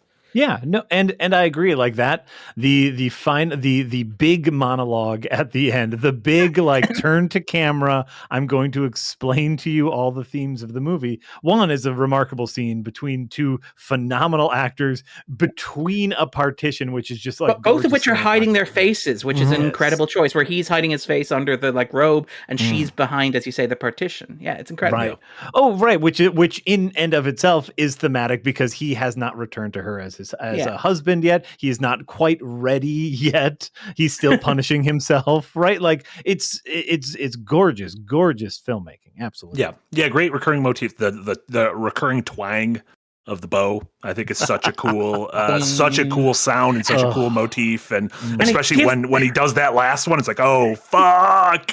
Like the movie is such a great setup and again, like shockingly, Nolan is very good at setting stuff up and paying stuff up. Like I will admit, the first time I saw it, when we like, I did not expect the movie to open the way that it did, where like it opens with Travis Scott and they interrupt the story. You spend like a solid 20 minutes to half an hour with Tom Holland. Like, and Matt Damon haunts those 20 minutes where you see like the bristles on his beard, or you see the back of his head, or you hear his voice, but he's not really present. The movie makes you feel his absence. But in that sequence, the movie does so much to set up things that are going to be crucial to how it pays off. So Antonius like dodging the draft and sending Sinon in his place is set up there.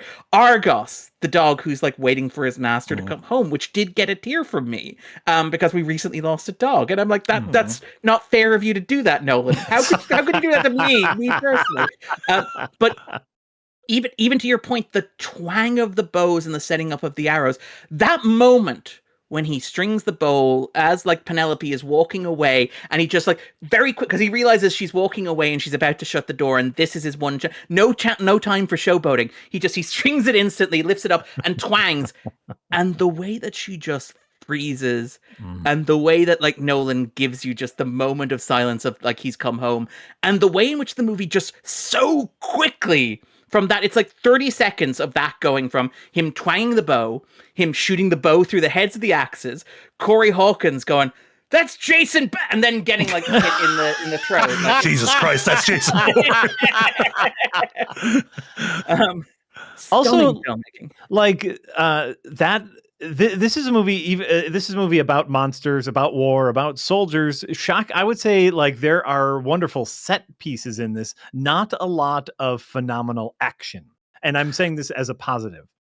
Yeah, I'm not I'm not looking to watch the Odyssey as Troy, as like big comic book action spectacle. And even that last fight scene, I think was, and this is all complimentary, was very sloppy, was very brutal, and was very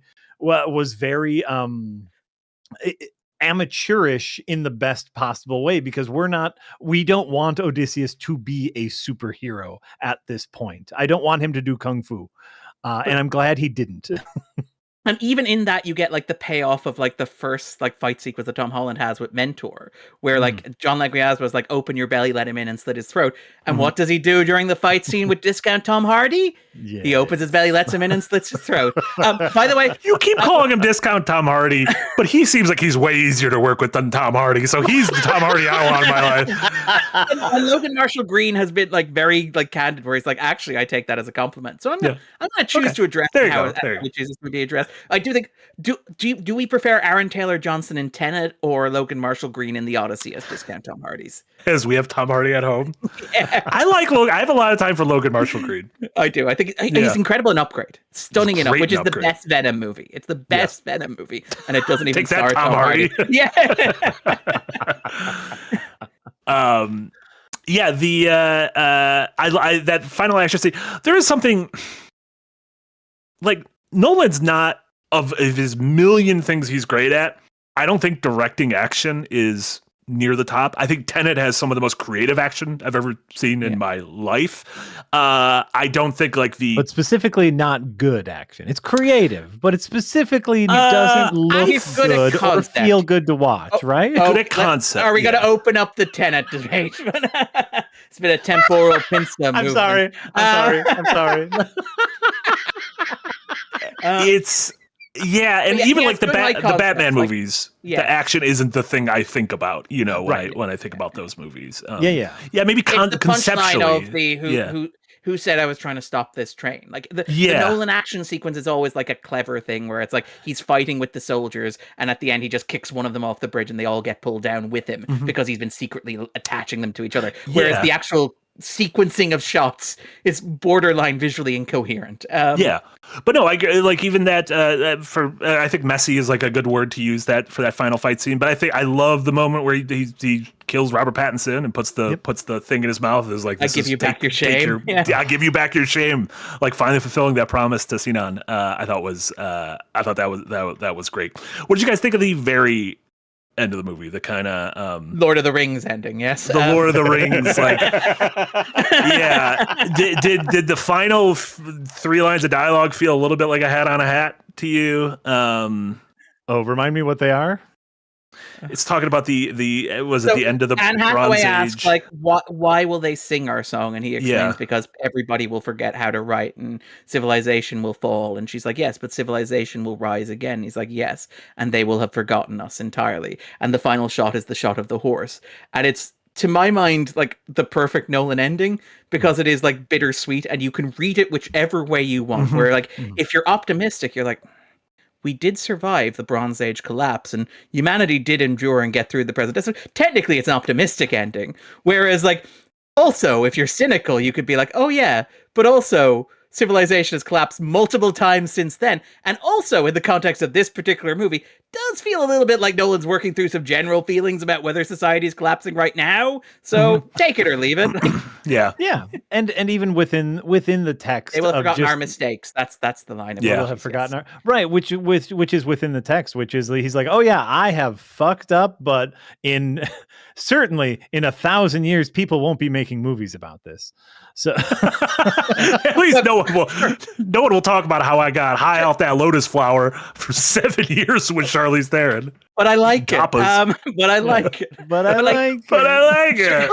Certainly in like 3,000 years, a guy isn't going to create a weapon of mass destruction that's so smart it burns an eastern city to the ground, and a Western audience feels really guilty about that and their complicity in it. Certainly that is not something that would ever happen, right? Right? And certainly we won't screw up the world so much that people from the future will come back and try to temporal pincer us. Again, like I do love that Interstellar is like made in 2014, second like Obama administration movie where it's like, guys, we fucked up the planet, but don't worry, our kids are going to reach back in time and literally shake our hands and pull us into the future. I love that, like, 6 years later, he makes fucking Tenet, the middle of, like, the Trump era, which is like, yeah, and by the way, our kids are going to look back and they're going to think maybe they should, like, time nuke us, I guess. To be fair, a lot of things changed in those 6 years. Yeah, no, absolutely. And is it the Rigger podcast? Is it like, what's his face? Sean Fennessy making the point, like, it does feel a little bit like Nolan is moving to London after the Trump election, after the 2024 election, is the vibe of that ending scene of like, let's just, sail off, Tom Holland, you got this. You got this, Tom Holland. Yeah. I'll see you every 3 years. I'll see you summer 2029 for Untitled Universal Blockbuster. Right. No, I liked it. I liked the ending. I thought it was. I think Darren put it the best, which is bittersweet. And I'm a sucker for nihilism. As I believe in the positivity of nihilism. Of just like, oh yeah, what matters is the time we have left to spend together. Yeah. And nothing matters, so everything matters. Yeah. Exactly. Yeah. Exactly. Jack, I know you were. I don't want to say more negative than us. You had more reservations than we did. Were there any that we didn't kind of touch on, like specific things that kind of stood out, or was it just kind of a general air of it not quite connecting with your heart or a little too familiar? I think, like, at the heart of it, it's kind of what we've talked about like adapting something that is supposed to be episodic into a narrative where, like I joked and I goofed about the multiple times that they go onto an island, find big men, and then Looney Tunes-esque run away. And, fuck. And of course, like, they're all wearing like this very fun armor, which makes their runs a little more exaggerated. It looks goofy. Can you imagine being like to Marty's point, the guy who is left on the boat all of those times, where it's like, yeah, sure, buddy, sure, fucking Cyclops, yeah, turn into pigs, yeah. Which again, I do. I appreciate the fact that Nolan has found a way to stitch them all together, but I can all those seams are still there.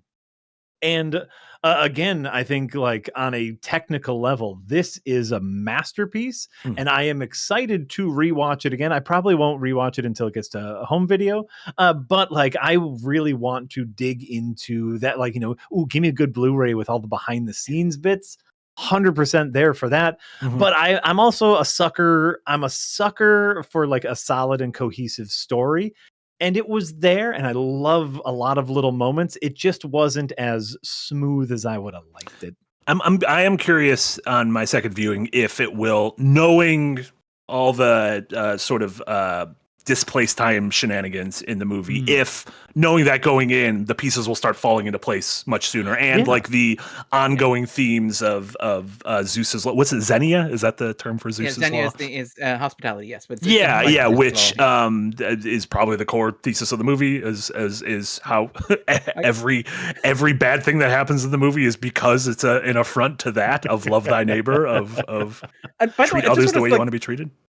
I saw this in, like, an early screening before anybody had really talked about it, and, like, I had read The Odyssey, and I reread The Odyssey. I reread Emily Wilson's translation, which I found much easier than the first time I read The Odyssey in, like, school or whatever, in summer school. Is that translation relatively new? The Emily Wilson? It is. It's from, like, I think it's from, like, 5-6 years ago. It is allegedly the version that Nolan drew from very heavily, and, like, I do get the sense, having read it, that it's the version he drew from very heavily. But, like, it really does hammer that idea of, like, hospitality as being, like, central to what the story is. And I remember watching it for the first time, and obviously, like, it's a Nolan movie, the things that it unfolds and the surprises that it has. Like, the first time I saw it, I was convinced that, like, Zendaya was going to turn out to be a manifestation of his guilt over the sacrifice of Agamemnon's daughter, because she's about the same age that Agamemnon is, and casting Zendaya kind of twins her with Tom Holland. So I was waiting for the big reveal that it would be she was the daughter who was sacrificed to make the war happen. I think the reveal that happens in the film is much more straightforward and communicates the same idea much more efficiently, and is a shock. Like, Zendaya, like we talked about Zendaya being great. Like, Zendaya looking at the camera is just an incredible special effect. And it's like, particularly, and again, we go to Right. like movies like Challengers and movies like The Drama. Zendaya is disappointed in you is like an incredible genre of movie. And I feel like Nolan just like taps into that so effectively, where she has maybe 10 lines of dialogue in this movie, but none of those lines are as effective as a cut to a close-up of Zendaya looking at Matt Damon as if he's fucking done it again. Oh my God. Which is just it's absolutely incredible. But I will I'm say, excited for her and Dune to do the same thing to Chalamet. Chalamet, I are you doing a global? Are you doing an interstellar jihad right now? What are you doing? Do it. like that is the closing shot of Dune Part 2, and that's why that is a 5-star movie. That movie's incredible, but the fact that like Villeneuve is just like, and Zendaya is disappointed. The end. And it's like, fuck. Like, it's like, well, that is all I need to know. But like watching it for the first time, the thing I was blown away by was like, he's making a 3-hour modern epic adaptation of a classic Greek poem that understands that the core theme of that classic Greek poem is hospitality. Like, if you had sat me down and given me 20 guesses what the big idea of the Odyssey was going to be in advance, I would never have landed on hospitality, despite hospitality being a core theme of the poem. Like, that's something that I do find really fascinating about the adaptation, is that like people complain about, obviously he does things like he combines events, and he cuts the fact like the Phoenicians aren't in there, for example, and he combines the White Lotus and Calypso, and obviously there's a lot less fucking going on in the movie, despite the fact he has the ore. The Cyclops is the only one-eyed monster who's on display over the course of the movie. But like, Nice. He does fail the floppy dong test, unfortunately. Jack, He does. I'm sorry. By the way, I truly thought I was going to get to see some dong in this movie. Some like proper Cyclops dong. I thought you was did like, see some ooh. Cyclops ass. And I will say, like, the Cyclops crying is like one of the most unsettling things I had ever heard. Yeah. And also, but like the fact that he made a 3-hour movie, which is maybe the best movie of the year, which is like a gigantic epic blockbuster about how maybe you should be nice to guests. And it's like that's incredible. It's I quite like to possible that the highest grossing movie of this year has the message of, hey, could y'all be nice to each other? No, and I feel like he got the idea for it. Him and his family sit down at Olive Garden. The waiter says, when you're here with your family, and he does the Miles Teller. Say that again. Did you guys hear the story about him writing this, which I absolutely love? So he's working away, presumably on his little typewriter or whatever it is he works on, and one of his kids. It's comes absolutely in. a typewriter, by the way. It's 100% text not a computer. on his iPhone. Yeah. And like, but that was how Spielberg wrote Disclosure Day, was in his notepad. But like Nolan is typing away, and one of his sons comes in, and he's like, "Dad, did you like move the 2 Oscars that you got for Oppenheimer?" And Nolan's like, I felt while I was writing, I felt like very intimidated having them in the room with me.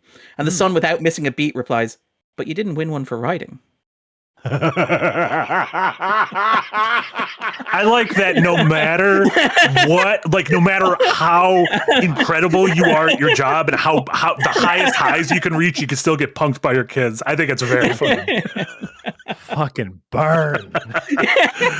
Was it his first nomination for Writing Memento? Yeah. And I do feel like he has a decent shot at this one getting an adapted screenplay nomination, or at least win for this, possibly. And I do think that, like the other one is that his kids used to call him Mr. Woodcock for years after Phantom Thread came out. Oh, they would just call him Mr. Woodcock, which is I was thinking funny. of the movie. Wasn't there? The Sean Billy William Bob Scott, Thornton Billy Bob movie? Thornton. Yeah. I was like, whoa. And I was like, oh no, Woodcock from Phantom Thread makes a lot more sense. To be fair, he is a Fast and Furious fan. You'd ever. He's a man of high taste. Him and PTA, men of high taste. Is this like thinking about what Darren was talking about this theme of hospitality, and just like in general, like, none of this movie would have happened if everyone was just maybe a little nicer to each other. Like, is this the Ted Lasso of this year, where the reason why everyone is jumping on this is because they just need to feel like people can be decent, and more importantly, they need to feel like if someone does a bad thing, they get punished for it. I just want to see someone get punished for doing a bad thing. You put a dog on a pile of shit, you get a lot shoved down your throat and stabbed multiple times. It's that easy. Just for me, yeah. It just feels nice to watch bad things happen to bad people. I don't. Also- that's not coming from anywhere specific.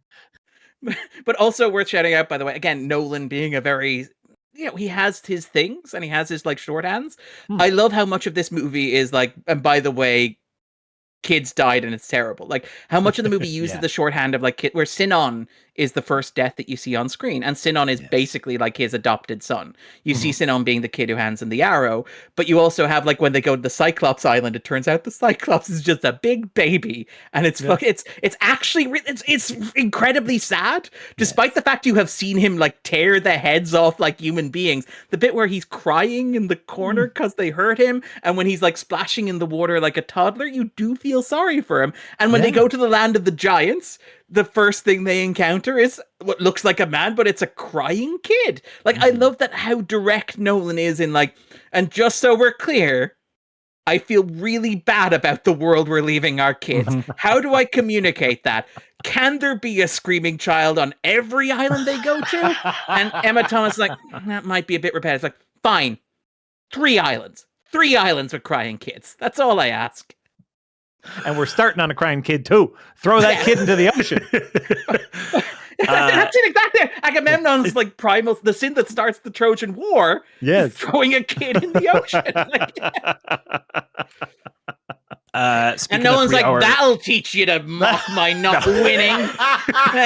Who's got? This is why you always leave a note. Screenplay now, Speaking of 3-hour epics, do we want to go to some super chats? Oh, sure. I like a final note is, and like the three of us here are suckers for a theater. There has been plenty of movies that I've seen this year that I'm very okay with people like, watch it when you get home, or watch it when it comes to video on demand. Hey, fucking He-Man tomorrow. Fucking He-Man tomorrow. He-Man will work just as well on your TV as on Amazon Prime. 2 of us love He-Man, to be clear. Yeah. We won't tell you which 2, but 2 of us do. But like there are plenty of movies that will work, be just as effective watching at home on your couch. And I am not someone who gets whipped up into you have to see it on the big screen, but I'm telling you, this is worth it.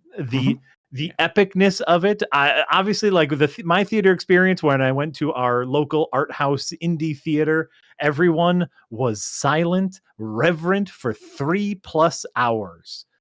The kids hunger for cinema. Shocking. Yeah. I am optimistic. Like, I'm optimistic about the future. Is that like I do think the kids hunger for cinema. I know they also hunger for Minecraft, but they hunger for cinema too.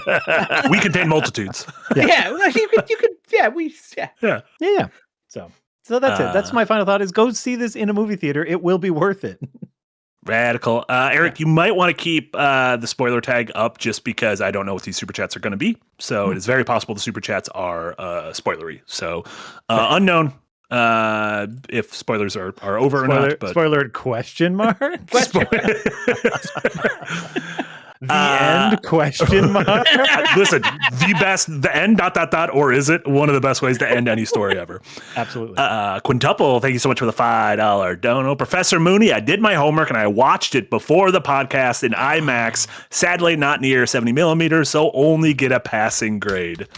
No matter how what theater you see it, you're fine. Any cinema you see it in, you get an A for this one. I mean, like, just enjoy it. Like, and it's a movie that I think will work well on television at home. It'll work well on an iPhone, but I do think that like it will work the best on the best screen that you can see it on, and that doesn't matter whether that's a 70 millimeter or an IMAX. It will work best on a United Airlines seatback entertainment center that was occasionally stopped by, notices that they are serving dinner and there is turbulence. Yeah. In the row ahead of you, so you can't listen to it, but you can watch it and follow it visually. We've talked about like watching through this between the seats on a plane is a great way to watch a movie. Oh no! And then seeing someone lean in when they get out of when they show finally Troy the fall of Troy. Yeah, great stuff. Blue Team, thank you so much for the $5 dono. Won't be seeing the Odyssey in 70 millimeter IMAX till Thursday. Bookmarking this episode. Darren, did you do a full Nolan rewatch before the Odyssey? I intended to do it, and let me tell you, I didn't. I didn't watch a single goddamn Nolan. I did watch Jason and the Argonauts. Does that count? Ooh, the 1960s version. Yeah. Harrison. Awesome. Yeah. Like it was on YouTube. Like really cool. Oh. Yeah. I love the stop animation. But yeah, Darren, did you do any Nolan rewatches? I did. I kind of got invited to guest on another podcast, The Complete Picture, where they discussed like an entire director's entire filmography. Shock horror, they invited me on to talk about Nolan. Who would have thought? Why would they do that? I don't know why. It could have been anybody.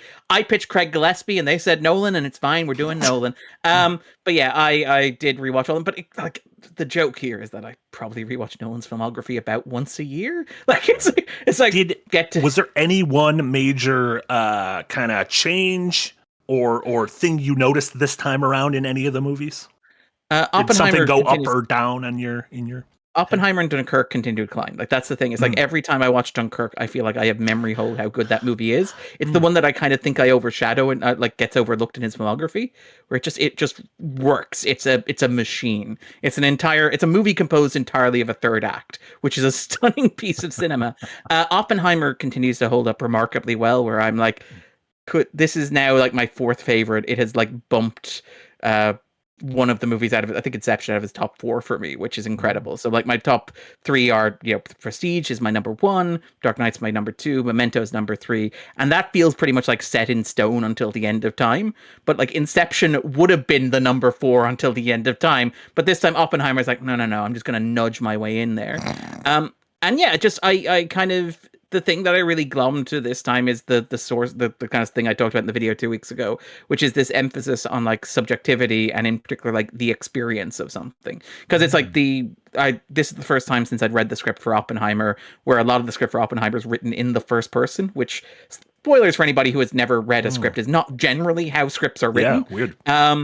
But it kind of really honed in on me how much of his filmography is about putting you like in the shoes of a dude and in the experience of a dude. So yeah, I had a really good time. And even going back to Memento, like you are as confused as he is. Like when he's like, am I chasing him or is he chasing me? You're like, great question. I don't know. Yeah. Isn't that the question that we all ask ourselves? But like the line, like, does the world continue to exist when I close my eyes? And the fact that like that is the ending of Oppenheimer.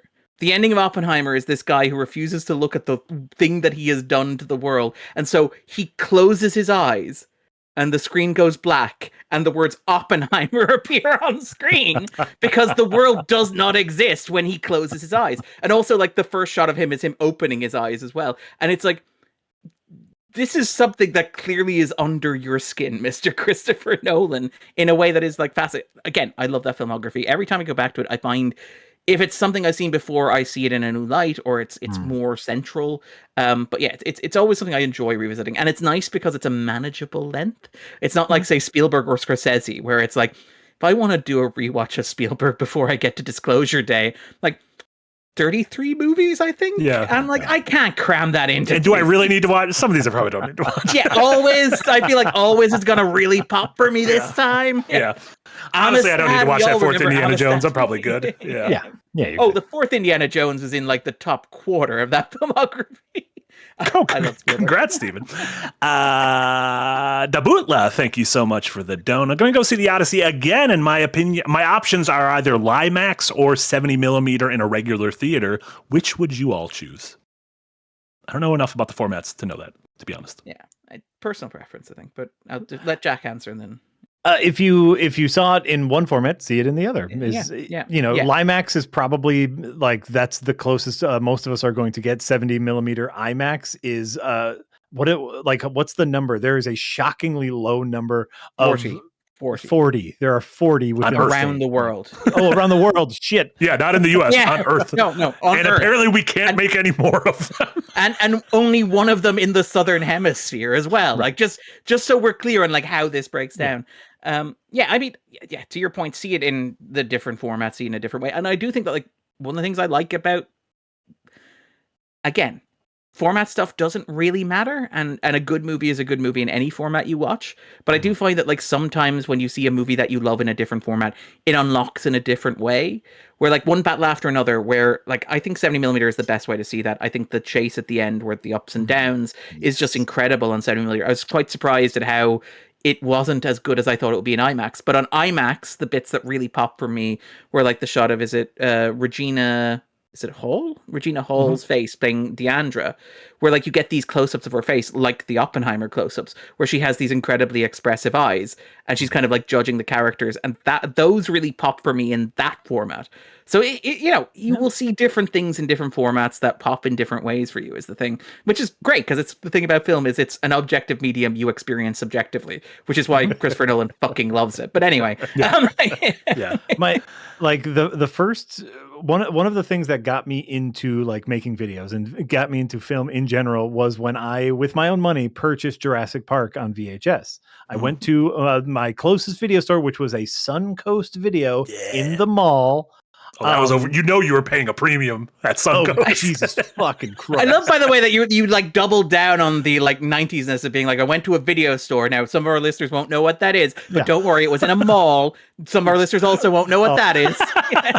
And so I went to pre-order the VHS because it was a movie I loved in the theaters. And they asked me the question that led me on my journey, which is, which format do you want it in? Full screen or widescreen? And I said, what the fuck does that mean? Yeah. Because I'm 13 years old at this point or however old. And they showed me that, like, the difference. And I was like, wait a minute. They've been cutting off the edges of movies? Wait till you hear about pan and scan. Oh, listen, we're with vertical shorts. We're back in the era of pan and scan. Oh yeah. No. As somebody who edits for a different aspect ratio than widescreen, but talks about movies, I'm very familiar with pan and scan. And I know we circled on this at the beginning of the discussion, but this conversation about the different formats to see it in will unlock that for someone who will then get into films. Yeah, I am frustrated though. They do need to make more of these theaters. Yes, they absolutely do. 100%. What are we doing? And they should. Like, they're making money. They're profitable. People want them. Like, it's not as if, like, because again, think about like how The Dark Knight, there were 200 screens and IMAX screens in the world, and now there's like 1,800, and obviously those are all like laser. We're not talking about like 7mm, but like that explosion happened in the gap between The Dark Knight and now. There's no reason you can't do it. Yeah, and there was like Navy Pier down in Chicago had an IMAX theater that ended up closing at Navy Pier and closed during COVID. So, and then finally a new IMAX has opened up in the Chicago suburbs, which,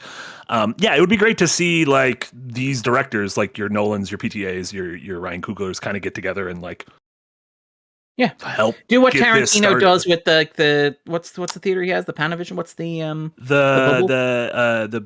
call it the Panavision. Yeah, I know what you're talking about. The theater in LA. Yeah, the theater in LA he bought where he Vista? like programs for the Vista. There we go. It's the Vista. You're right. You're thinking of Vista Vision. Panavision. Panavision. Yeah, Panavision, Vista Vision. Yeah. Udask with back-to-back super chats. Thank you so much, Udask. So Darren, how's that Odyssey punch card going? We know where you're at. You're currently at 3. We'll see if it can pass Oppenheimer, although you're not not confident in this. Too many people want to see it. I like that. I appreciate that, Marty. That was very good fun. Too many people want to see the Odyssey. That's a real first world problem of like too many people want to see the Odyssey. I can't go see the Odyssey. Yeah. And then followed it up with Odyssey spoilers. Guess it sucks to be Tom, left to steward in the collapse of civilization while mom and dad nope out to the gray heavens with all the best sailors. No allegory there. Thought not. Also, Darren pretty much made the exact same point in his column, but better. Join the Patreon, folks. Beautiful, Udask. I didn't even have to say that. Udask did. Join the Patreon if you want to hear Darren go long multiple times a week on... The Odyssey. I do feel like a lot of like what I talk about, what I like about the Odyssey, I talked about in the like House of the Dragon video a couple of weeks ago. Yeah. Which is like, there's just a vibe. There's just a general vibe in culture at the moment. Yeah. And I think things are going great. Thank you for asking.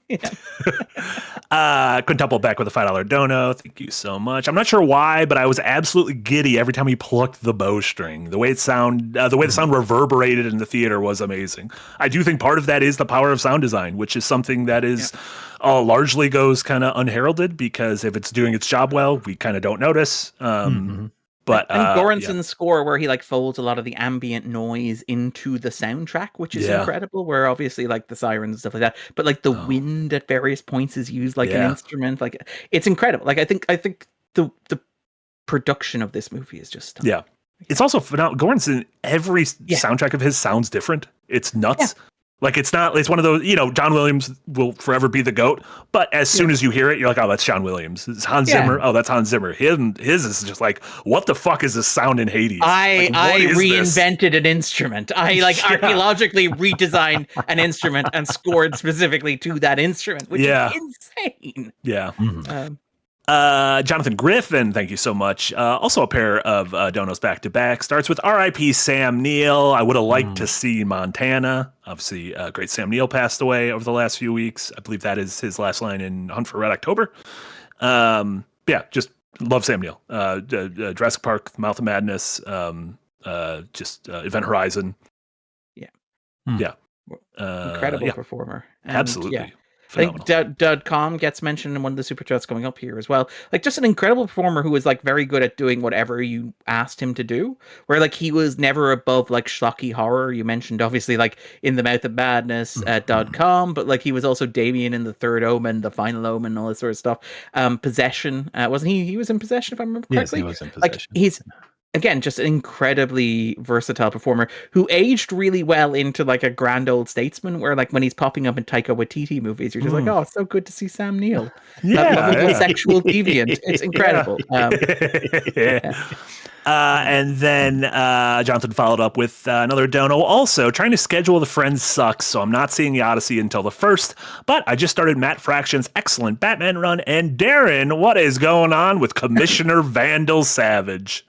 I have not read Matt Fraction's Batman run yet. That's on the list. I'm going to wait. I didn't realize Matt Fraction did a Batman run. Yeah, it's him and George Jimenez, but George Jimenez, who has also been the artist for the James Tynion IV run and for the recent Chip Zdarsky runs, neither of which I particularly well liked. But like Fraction is taken over the book and is driving it in kind of a more colorful, zany sort of direction. Really looking forward to getting to read it. I'm going to let it build up kind of a number of issues before I kind of jump on and start reading it. But yeah, big fan of Fraction in general. Really love like obviously his Hawkeye run at Marvel is incredible. If you haven't read his Superman's pal Jimmy Olsen, which he did with I believe it's Steve Lieber at DC, which is just an absolutely incredible comic book. It's a love letter to obviously to Jimmy Olsen and the Silver Age and the insanity of like Superman continuity, but it's also like the true millennial comic book in that it's like a story of a dude who doesn't really have a single job, doesn't really have a single thing that he's good at, kind of has to have multiple careers and be great at multiple things, and his life is just caught in this constant push and pull in various directions where he's randomly turned into giant turtles and married to space princesses and kind of like running around winning Nobel Prizes in Gorilla City, like the typical millennial experience, really, just constantly having life kind of pull you back and forth in directions you don't plan to go. Incredible. Love it so much. And obviously, Fraction's Iron Man as well is another one with Salvador La Rocca. I would recommend as well. It's a really good run. There you go. I believe, sticking with comments, Quintuple with a $2 dono said, Jubilee is a vampire, ? X-Men in brackets. What's going on, Jubilee? She become a vampire? Is that Victor? Yeah, Victor Gershler. I don't know if it's Victor Gershler. It's something like Victor Gershler. But basically, they launched like an adjective-less X-Men comic, which is what you just call a comic called X-Men instead of Astonishing X-Men, instead of New X-Men, instead of Uncanny X-Men. Perfectly fine, perfectly adequate X-Men. They're perfectly adequate X-Men. They're just the X-Men. That was launched in the 2010s, I believe. And the opening arc of that pits the X-Men against Dracula. And as a result of that, Jubilee becomes a vampire. She's a vampire for an extended period of time. I'm actually surprised how long it kind of stuck. I don't know if it like got erased and reset by Krakoa or if it was reset shortly before that. But yeah, Jubilee as a vampire with the baby that you see in the picture. And one of those great trying to explain comics to non-comics readers where they're like, oh yeah, I know Jubilee. She's the woman who makes lights come out of her hands in the cartoon. You're like, yes, but also there's a baby and she's a vampire. And it's like two questions. What's with the baby and what's with the vampire? Do you have 45 minutes? Because I will explain all those things to you. Oh, why are you walking away from me? Yeah, let me grab a whiteboard. Why are you walking away?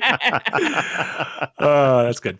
Nidoram, thank you so much, a $10 dono. Recently watched the Before trilogy, and I liked them more than I anticipated. Are there any other movies that come to mind that have a similar structure to Before Sunset, as in taking place in real time?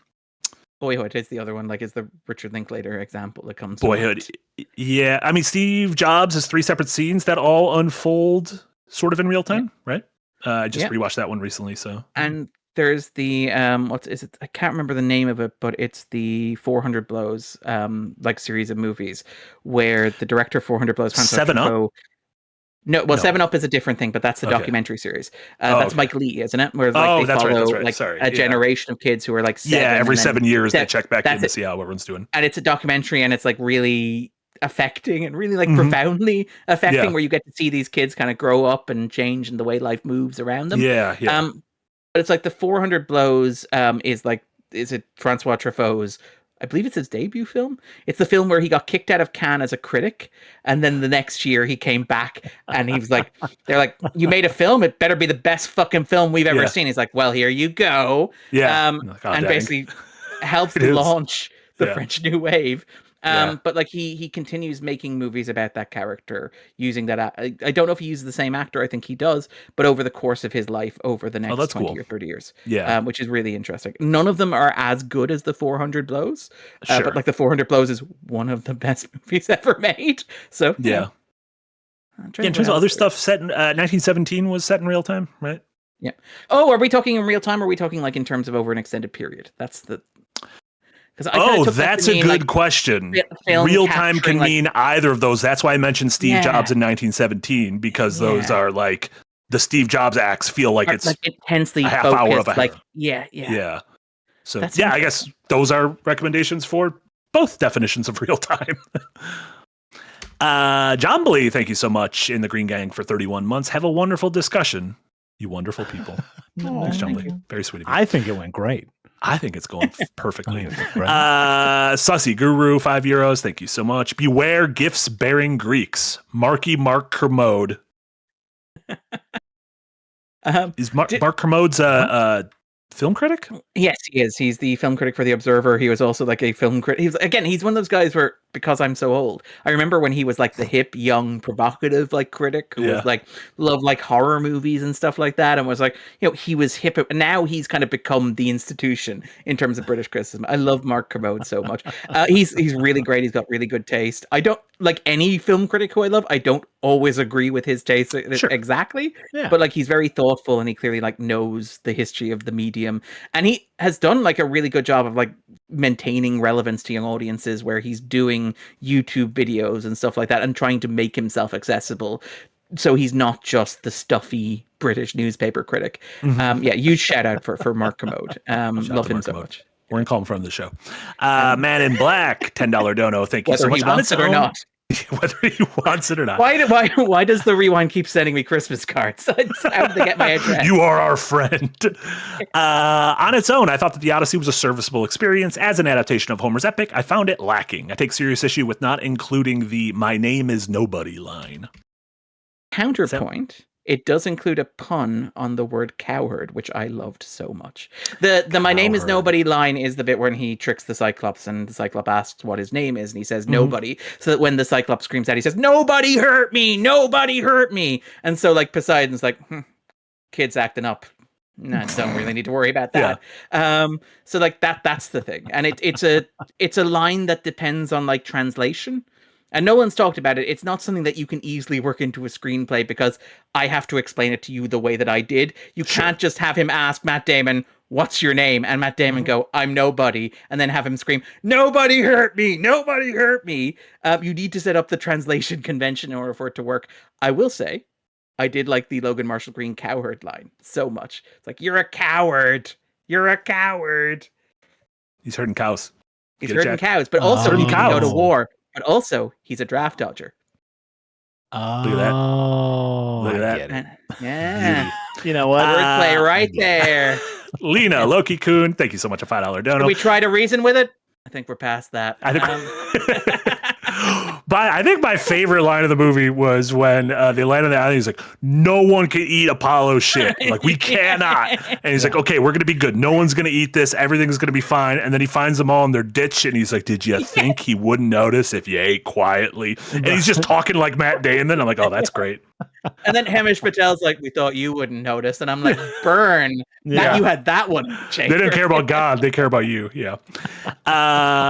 Sorry, Lena Loki-kun, thank you so much. $5 dono. Gotta wait until next week when I see it in 70mm IMAX. But Ken Jennings, host of Jeopardy on Blue Sky, asks, why didn't the Eagles just fly Odysseus straight to Ithaca? A great point. See? A great point. I do love like how much of the movie is just like Hamish Patel's like, Agamemnon seems to be heading straight home, and he's like, I really don't want to follow Agamemnon. Yeah. Have you seen the I don't want map? to be like that guy. Have you seen the map of like where they've mapped the locations from like the Odyssey of like where he would have had to go around the Mediterranean? And it is quite literally he circles the Mediterranean. Oh, okay. So like it's a straight. So here's Ithaca. Here's Troy. The shortest point connection is here. The way that he goes is south, then in, then down, then around, then back.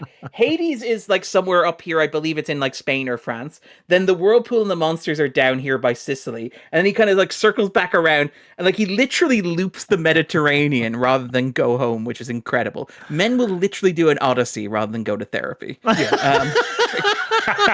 He's just so sad about being good at war. Yeah. I do love that the first shot you see of him is him standing on the beach looking at his feet. Like in the bold corner. Like, He's like, we got to make a real quick pit stop for 7 years, and I got to eat. I got to eat. But some I lotus like fruit. it. But I like it. It tastes good. Yeah. Pure Pyro with a €2 dono. Thank you so much. What do you guys think about Dead Calm? 1989's Dead Calm, a Sam Neill movie. I've not seen this. Yes. Sam Neill, Nicole Kidman, and Billy Zane. And Billy Zane, yeah, who's totally normal.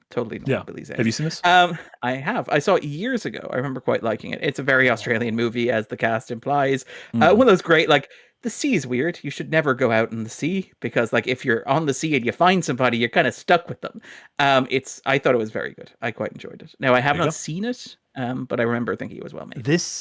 I'm just seeing these images. I think I saw this like Saturday afternoon, cut down on like, local channel TNT 18 or something. Yeah. Eric said Why for the would next you dono, not please show that ask if you me had for to the put other it down? cover. What is the other cover? Oh, that's a great cover. What's she Great doing? cover. She falling blood? She's floating in blood. She's There's gooing. like it's a reflection because there's two sides, two faces. Oh, that's Evangelion? I don't even see it. It's very small to me. Oh, it's just it's like that. It's like yes, it's Ray's like the head popping famous out of end of water. Evangelion. Oh, Yeah. I gotcha. Classic Laziano watching one Dead Calm and stealing it for his masterpiece, which is in theaters in the U.S. First and last time only tomorrow night for the anniversary end of Evangelion. Well, I saw it in Japan in theaters in November, so I don't have to go. I'm also working tomorrow during it. It's only one screening. I'm going to be streaming during it. Andrew, thank you so much, a $10 dono. The Odyssey was incredible, and I can't stop thinking about it. Unrelated, I don't like film grain, especially when it's added in post. Does this make me a heathen? I don't like it when it's added in post either. It's like it feels like disingenuous when it's added in post. It's meant to be a physical marker of like a reminder of like how tangible and tactile film is. But yeah, I don't like the simulation of it, but I like this is again to get back to the Nolan thing, his unrestored cut of like 2001: A Space Odyssey, which only ever screened in cinemas, was never released in home video because it's an actual print. It's actual prints that have been like restored, remastered from like the old versions. And like when you see it in a cinema and when you see like the little cigarette burns and you see the scratches and you see the grain, it gives you a sense that this is a real object that has like weight and history and mass. I love it in a theater. Watching it at home, it just feels like a simulation of a thing. It just feels like this we're giving you the impression of something rather than the actual history of something. So yeah, I'm mixed on it, if that makes sense. That's my take.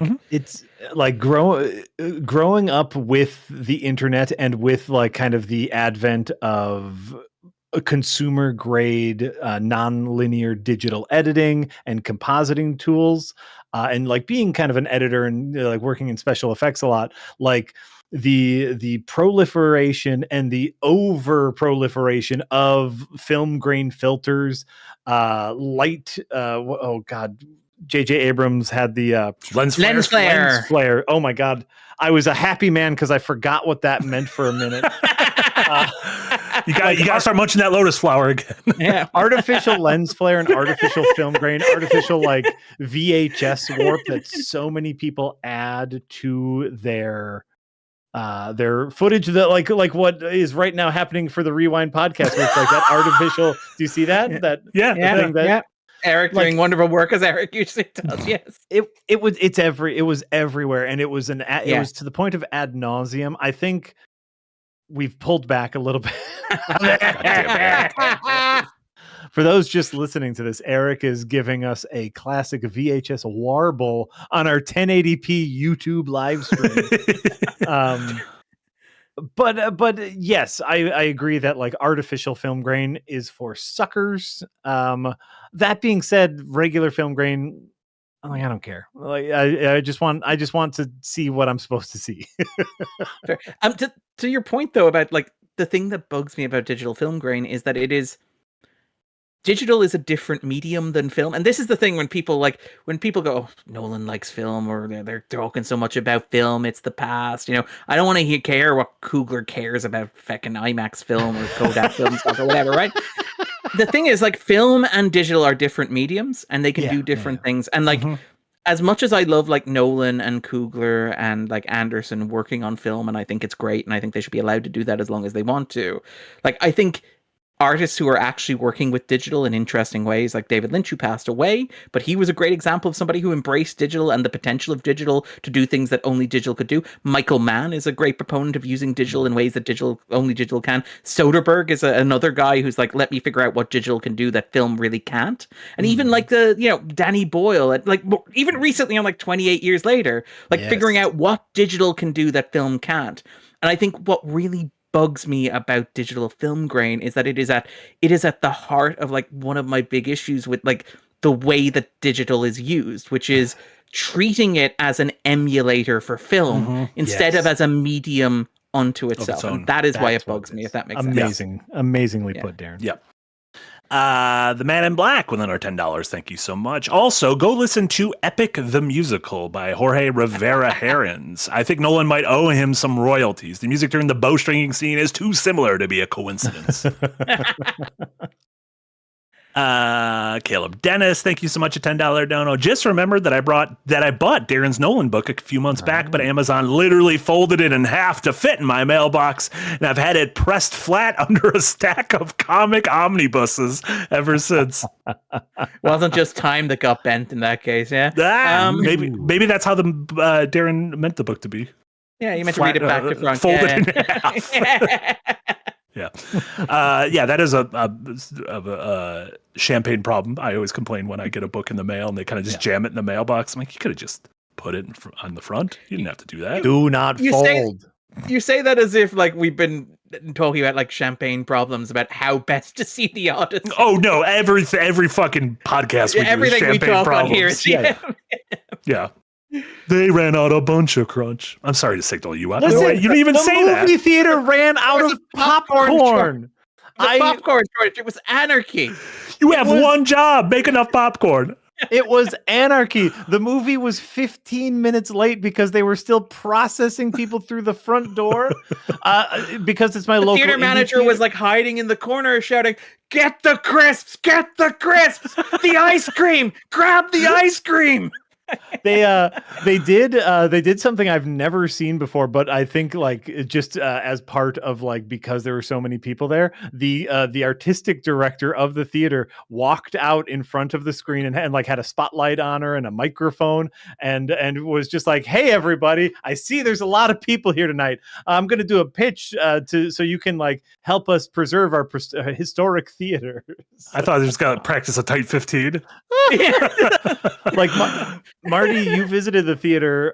We did the tour when everyone was here for Adventurers Night, and they have an ancient, like the movie is about to start system where it's like a series of bells built into the walls that the film projectionist needs to ring, and they used it. This is the first time I've actually heard it live. That's fun.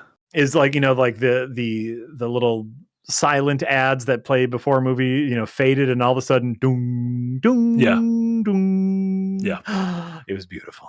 Yeah. It was beautiful. But they ran out of popcorn, Marty. But the ran pop unacceptable. Everything else is fine. That is unacceptable. I got my popcorn. That's the only important thing you shared with no one. Gem on Toast, thank you so much for the $5 dono. I plan on seeing the movie, but I wish they had more historically authentic costumes, armor, props, and ships. And then parentheses, used a Viking ship. I've seen some folks say that. Me personally, authenticity doesn't matter in adaptations. That is just a personal thing. I get if it does matter to you, but I don't know. Personally, I think it's. I think that's like whatever works for your movie.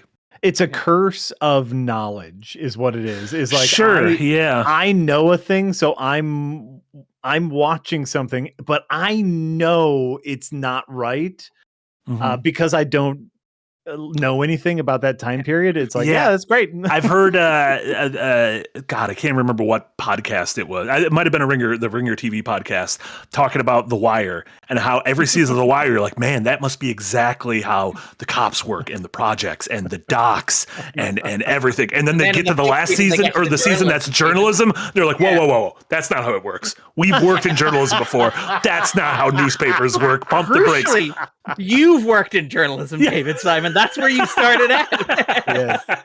But yeah, I mean, it's one of those things where I'm sure everyone, Jack, wasn't there was a movie about improv that I watched and was like, that's really sweet. And you were like, they got it all wrong. Oh, I was so upset with that damn. Was it Bryce Dallas Howard movie? Is this thing on? Oh. Yeah. No, it was one a few years ago. Oh, it wasn't you're right. the Will Arnett the one where they went undercover. You're right. It's literally improvers. They're spies. Yeah. Sorry. Yes. And yes, I remember that. Yeah.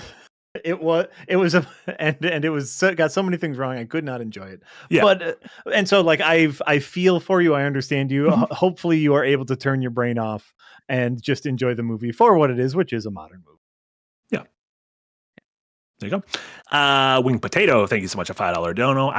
It was disconcerting how much old Matt Damon looked and sounded like Josh Brolin at times. Yeah. Could Matt Damon have been our Thanos? I don't think Matt Damon. By the way, that he grew a real beard. Like that Nolan's like, we ain't using a fake beard, so we have to grow a beard for a year for that. Yeah. Listen, if he blew up an actual nuke, which I don't think he did, then he's going to make him grow a beard. It'd be so funny if that was the thing that Nolan compromised on. That it's like, you know what? And by the way, the giants were all practical effects because they had small stunt performers and 7-foot giants. Oh, that's which fun. I love so much. And they did Lord of the Rings style forced perspective. Again, I love how much of this is old movie trickery, which is great. Yeah. The one guy during the siren scene who jumps overboard, he was just that horny. Yeah. He's like, oh, damn, that song's so good and I'm so horny. I'm going to jump over. And Nolan was like, that's it, you're out of the movie. We can't have that level of horniness. Apparently the dolphins they show really quick just happened to be, they were filming and there was dolphins. And so they just got them on film. That's nice. Yeah. Because I was watching that. I was like, because obviously they're not CGI. Did Nolan, in the style of George C. Scott, unwittingly train a dolphin to assassinate the president of the United States? But did they train dolphins specifically for this? Yeah. And it's like, no, the dolphins just showed up and they were like, just film it. Shooting the rodeo. That's great. Yeah. Beautiful. Nick Knoll, thank you so much for the $5 dono. The IMAX projector blueprints were stored in the same thumb drive as the Bloodborne source code. It's lost art, baby. Listen, pure lost art. Why do you want to make us mad? Why do you want to bring up things that make us mad? Yeah. Love the head of IMAX being like, look, we're all trying to find the guy who could fix this. if only there were somebody with the power to fix it. I don't know who it is. And do you know who it is? Yeah. John Brooks, thank you so much, a 20-pound dono. Made a deal with my wife that we'll see The Odyssey on our day off this week, and I'll take her to see Practical Magic 2 later this year. You guys sold her on seeing it in theaters. Cheers, you grand lads. Hell yeah. Love to hear it. We'll be doing a similar spoiler deep dive on Practical Magic 2 later on in the year. Hell as yeah. well. Yeah. We're all in. We come to this place for magic, mostly of the practical variety. Yes. Think about it. Youngstown, thank you so much for the dono. I've been stuck on this question: to which extent Odysseus deceives his crew when he says that he knew a better way home than Agamemnon? Do you think he's lying? I think he's lying, but he assumes it's going right. Odysseus assumes that everything's going to work itself out. I don't think he imagines they're going to encounter a fucking cyclops, a fucking giant, a woman who turns men into pigs. But I do think that he admits himself he doesn't want to go home. Like, that's the big reveal of the movie, is that he chose to head south because he couldn't face going home, because he knew the home that he left was not the home that he would come back to. And so he felt kind of guilty about it. So I do think that he lies to his crew. And like, one of the things I like about the movie is that the breakdown of order that like happens at Troy, obviously it affects the larger world, where like you have the sea people who they are part of, and it's implied that it's part of what's happening at Ithaca is a response to Troy, and the murder of Agamemnon in his own home is a reaction to Troy, and the scarring of Helen by her husband when she returns home is another manifestation of this like violence that happens in the safety of your own home. But also like the crew itself unraveling and mutinying, like the in order for a ship to function, or a military to function, or a society to function, there need to be like clearly defined roles. And particularly like if you're sailing a ship, you need like clearly defined roles. And I like that as the movie progresses, it becomes clear that Odysseus doesn't really control his men at all. Like that and that is like a necessity for a society to function, is for there to be people who are in charge and make decisions, whether hopefully elected people who do that. I'm not arguing for the divine right of kings who look like Darth Vader. Well, the fact... Oh, sorry, you froze for a second. I was like, maybe you are arguing about kings who look like Darth Vader. But like, I love that, like, kings and the queens. The crew, like, slowly, the order breaks down on the ship with the crew, which I really like. And I like how... because he betrays their trust. Like, he betrays their trust by making them take the long way home. And you can, like, I think Hamish Patel is great. I think everybody's great in this movie. Hamish Patel is, like, really good in this, where initially he's, like, all Odysseus all the way. And you can kind of see it begin to nibble at him. Like, there are little things where he's like, we're going to go on land. And Hamish Patel's like, tomorrow. And, like, Odysseus is like, tomorrow. Okay. Yeah. He's like, ooh, yeah. This relationship is getting frayed. Line's been drawn. I understand boundaries. Yeah. And like, obviously that builds to them, you know, deciding to go in the caves against his consent and eating the cattle without his consent. And that Nolinian thing of like, the irony of like the great man theory of history, where it's like, nobody can control anything anymore, but also I feel really fucking guilty about stuff. Yeah. Sussy Guru, thank you so much for the dono. Wait, was Cobb named after Cobweb? Kojima, you've done it again. Cobb is, I believe, named for a character in, is it Larceny, which is Nolan's first or second short film. Oh, that's a fun fact. I didn't know that. And he also, I believe, pops up in Following as well. Yes. There you go. Fun facts. Like Cobb is a name that like Nolan likes. I don't know if there's any personal association there, but I think Cobb's a good name. Like the name Cobb. I like one syllable names. Nick Knoll, thank you so much for the $5 dono. Cobb and Coop. Cobb and Coop. And John Protagonist. Was that his name in Tenet? I believe his first name was the. Oh, the. You can tell. Sorry. You could tell because he says at multiple points, "I'm the protagonist." Yeah. The temporal pincer, Jack. I think it's a dumb movie. I think it's a dumb movie. I think it's a really great idea, but it looks dumb. It's a fun idea, and it's a really great, like, oh, wouldn't it be cool? But it looks really dumb. I disagree. I think it's a dumb movie, but I think it looks cool.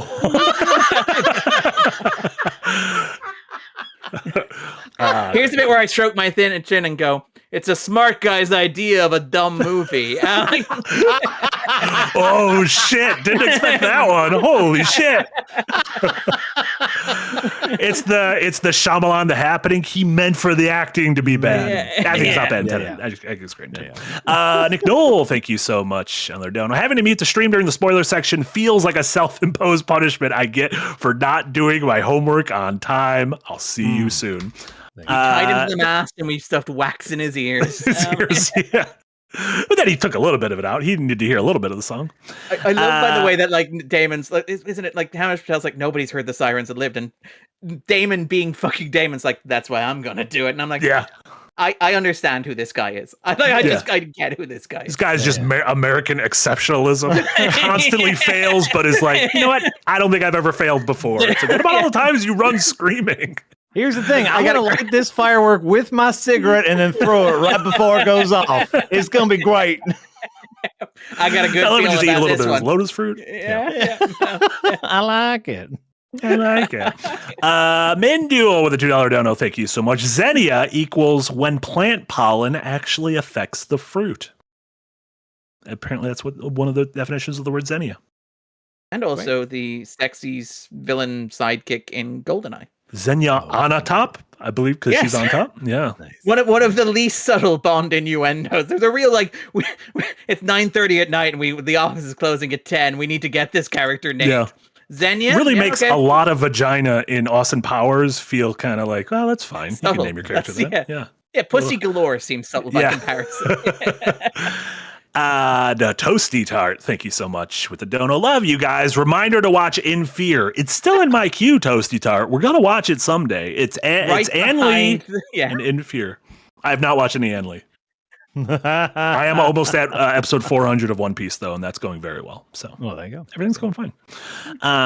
Quintuple, thank you so much for the $2 dono. Gotta go. The pod better be longer than the movie. We'll see. We're making great time. We're getting famous last words. Famous making great time. We're making great time. That's the point where like Matt Damon is like scoffing a mouthful of cheese, going, "Everybody's heard of Zeus." Ow. Yeah, everybody's. We're making great time. Damn, the sheep cheese is real good. Nick Noel, thank you so much. Another dono. How crazy is it that the guy who goes on a super long, arduous journey is also named Odysseus? What are the odds? Guy named Otto Octavius ends up with 8 limbs. What are the odds? Yeah. Damn, it's like the guy teaching you how to use your sword. His name's Mentor. That's crazy. I don't know if that was such fake, lazy writing from Nolan, right? Was that fake? That thing going around the internet of the guy complaining about the bad writing because the mentor was named Mentor?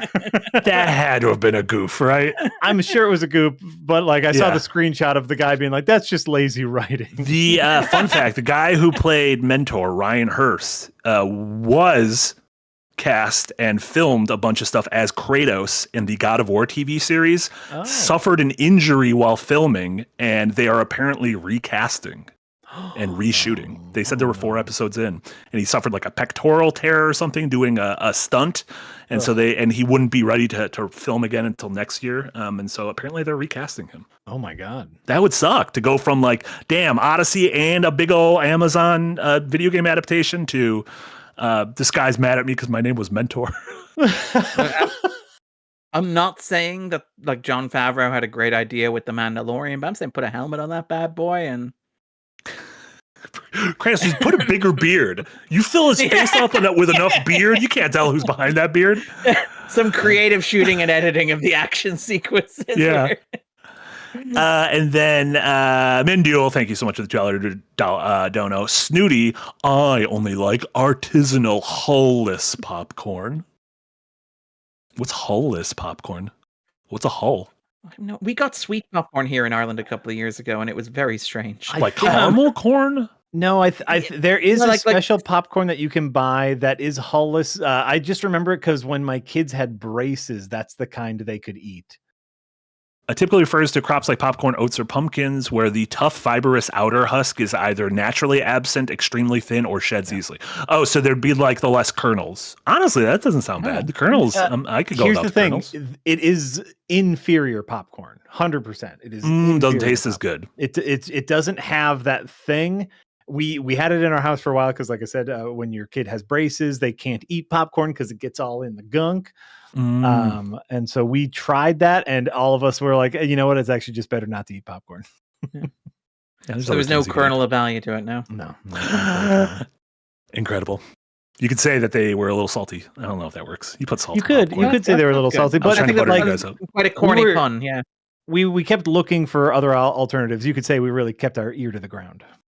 Because corn. None of them really popped, though. Yeah. Because corn pops. Marty, I'm explaining. Some people don't get it. Marty, quit downplaying all of our puns. Is this the easiest way to get you guys to stop doing puns? I keep saying. I just explain. Like it's like the entire thing. I'm just like, oh shucks. It's like pop-up video, except I'm just saying it out loud. For those in the audience who aren't 115 years old, pop-up video was a thing on VH1. That was it for super chats. We can talk about We're things done. that aren't the Odyssey if we want. Well, I don't know what else. Jack, have you watched anything else? It's been a couple weeks. It's fine if you haven't. Odyssey was a big thing. Odyssey was a big thing. I've watched shockingly few movies these last couple of weeks as we are deep into editing adventures. Now, I did watch the other day. I watched the Spielberg version of West Side Story. Ooh, what'd you think? So that was fun. That's Somebody's being diplomatic. Yeah. It was very like okay. This is here's my super hot take. Which has been confirmed by people who know a lot more about like musicals and musical theater, which is apparently the consensus, which is like it's a movie full of absolutely phenomenal performances, except from the main two. like Hansel and Rachel Ziegler. Ansel Elgort. Yes. Ansel Elgort and Rachel Ziegler were used the joke felt like a Lord of the Rings character, but now I feel bad given what we know about him. But yes, right. So like they were to me the weakest part of the movie. Everyone else, phenomenal performances. But like they sang good, they danced good. It's fine. Yeah, Mike Face was great. He's great. Yeah. So. He's incredible performance in Face, and like one of the few roles to have won an Oscar twice. Where Anita won the Oscar. Oh, that's right. That is right. Rita Monroe won it for the 1960. Rita Moreno, sorry, won it in 1960. And yes, and I feel bad that I can't remember the name of the actor from this one. Ariana DeBose. Ariana DeBose. That's right. Yes, who popped up who had a thankless role in the 4th season of Westworld, if I remember correctly. I think she was Evan Rachel Wood's roommate for an episode and a half. Oh my God, I forgot about that. That was her first role after winning the Oscar, which is like one of those things where it's like, yeah, this is kind of depressing. I think she was also in like a scary space movie that may literally have been called Space. Great name for a movie. DeBose, and I believe she was in Star, that very bad Disney movie as well. DeBose has not had a really great one of it, which is a shame because I think she's incredible in this as Anita. But yeah, I think Mike also Face is very pretty. That movie is like gorgeously shot. Oh, like, holy smokes. Yanis Kaminski, incredible, stunning. And that sequence where they're doing the Anita, sorry, not Anita, what's the Maria. I just met a girl called Maria. The bit when like he jumps in the pool and you have like the water rippling and it gives you the reflection of the lights around him. Just a stunning. Like the entire kind of like at the dance sequence. Where Spielberg's going like full like long takes, kind of like sweeping camera movements. Yeah. And the dancing, nice like wide shots, so we get to actually enjoy the performances of all these dances.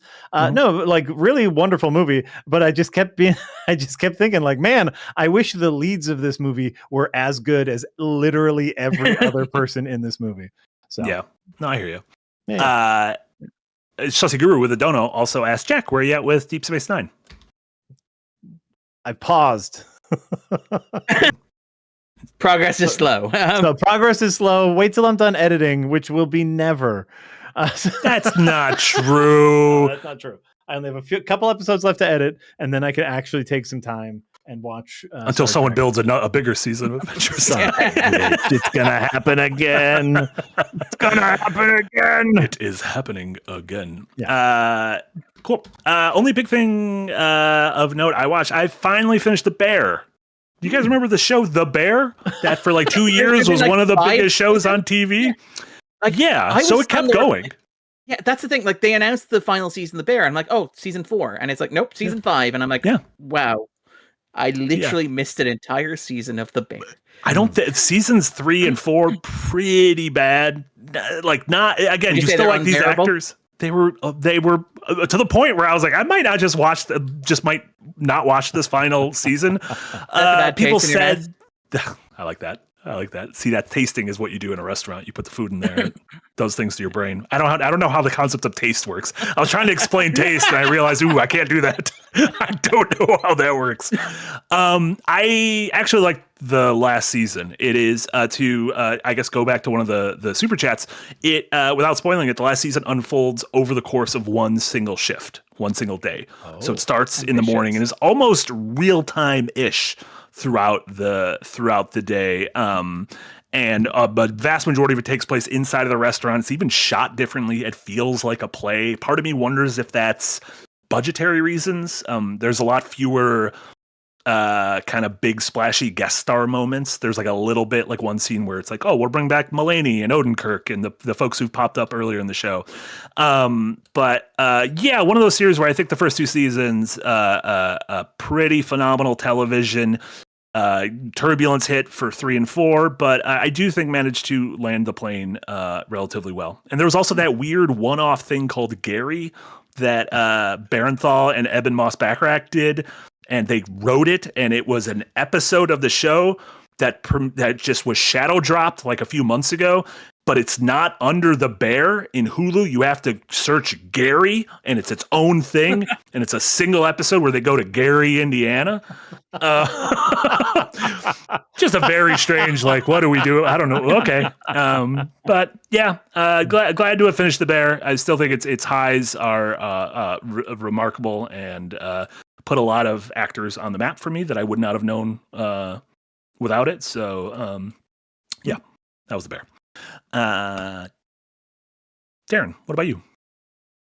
Actually, not that much, because I've, like, Jack's been busy editing, like, Adventurers Now. I've been busy editing incredibly long, unnecessarily long, some might say. Let me keep telling you, you can stop, you can take a break, you don't have to do them every week, you can make them shorter, you could have us edit them.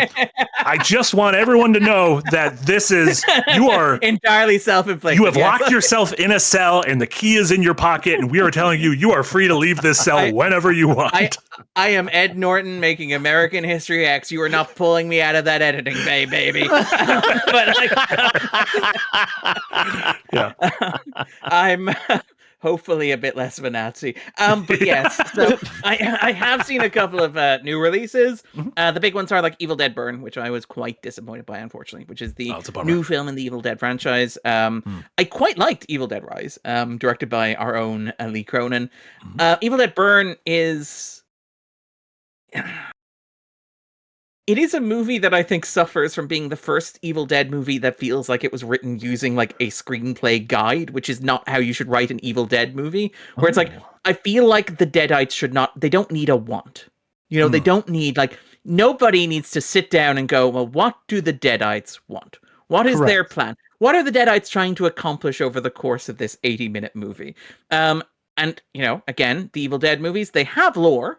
But the lore is Looney Tunes, and the lore is just an excuse to get to the set pieces and the action and like whatever it is that the creative team want to do. The way that the Deadites work and they relate to the world is always incredibly flexible, which is one of the things that I like about the franchise, because it gives the people making it just an excuse to go like fully gonzo. And so like Evil Dead Burn is so heavy in lore in that it is a movie that is built around a magical dagger that can kill Deadites. So Deadites want it to stop people from being able to kill them, and our heroes want it because it's nice to be able to kill Deadites. There's a magic dagger?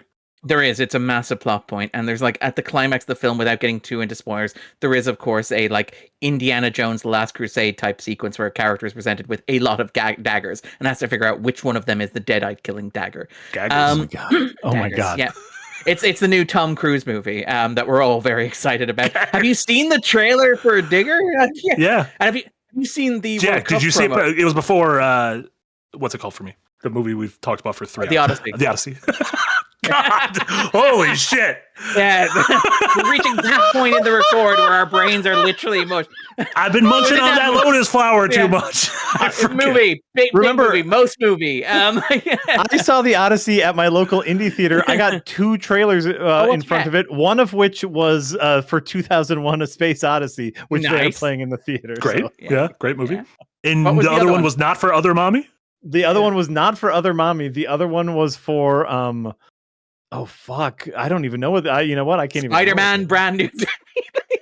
That I got a Spider-Man trailer, and 90% of it is my brain. Previous 3 movies, and I'm like, what? What is this? Is this like a re-release? Right. Yeah. What's our temperature for Spider-Man?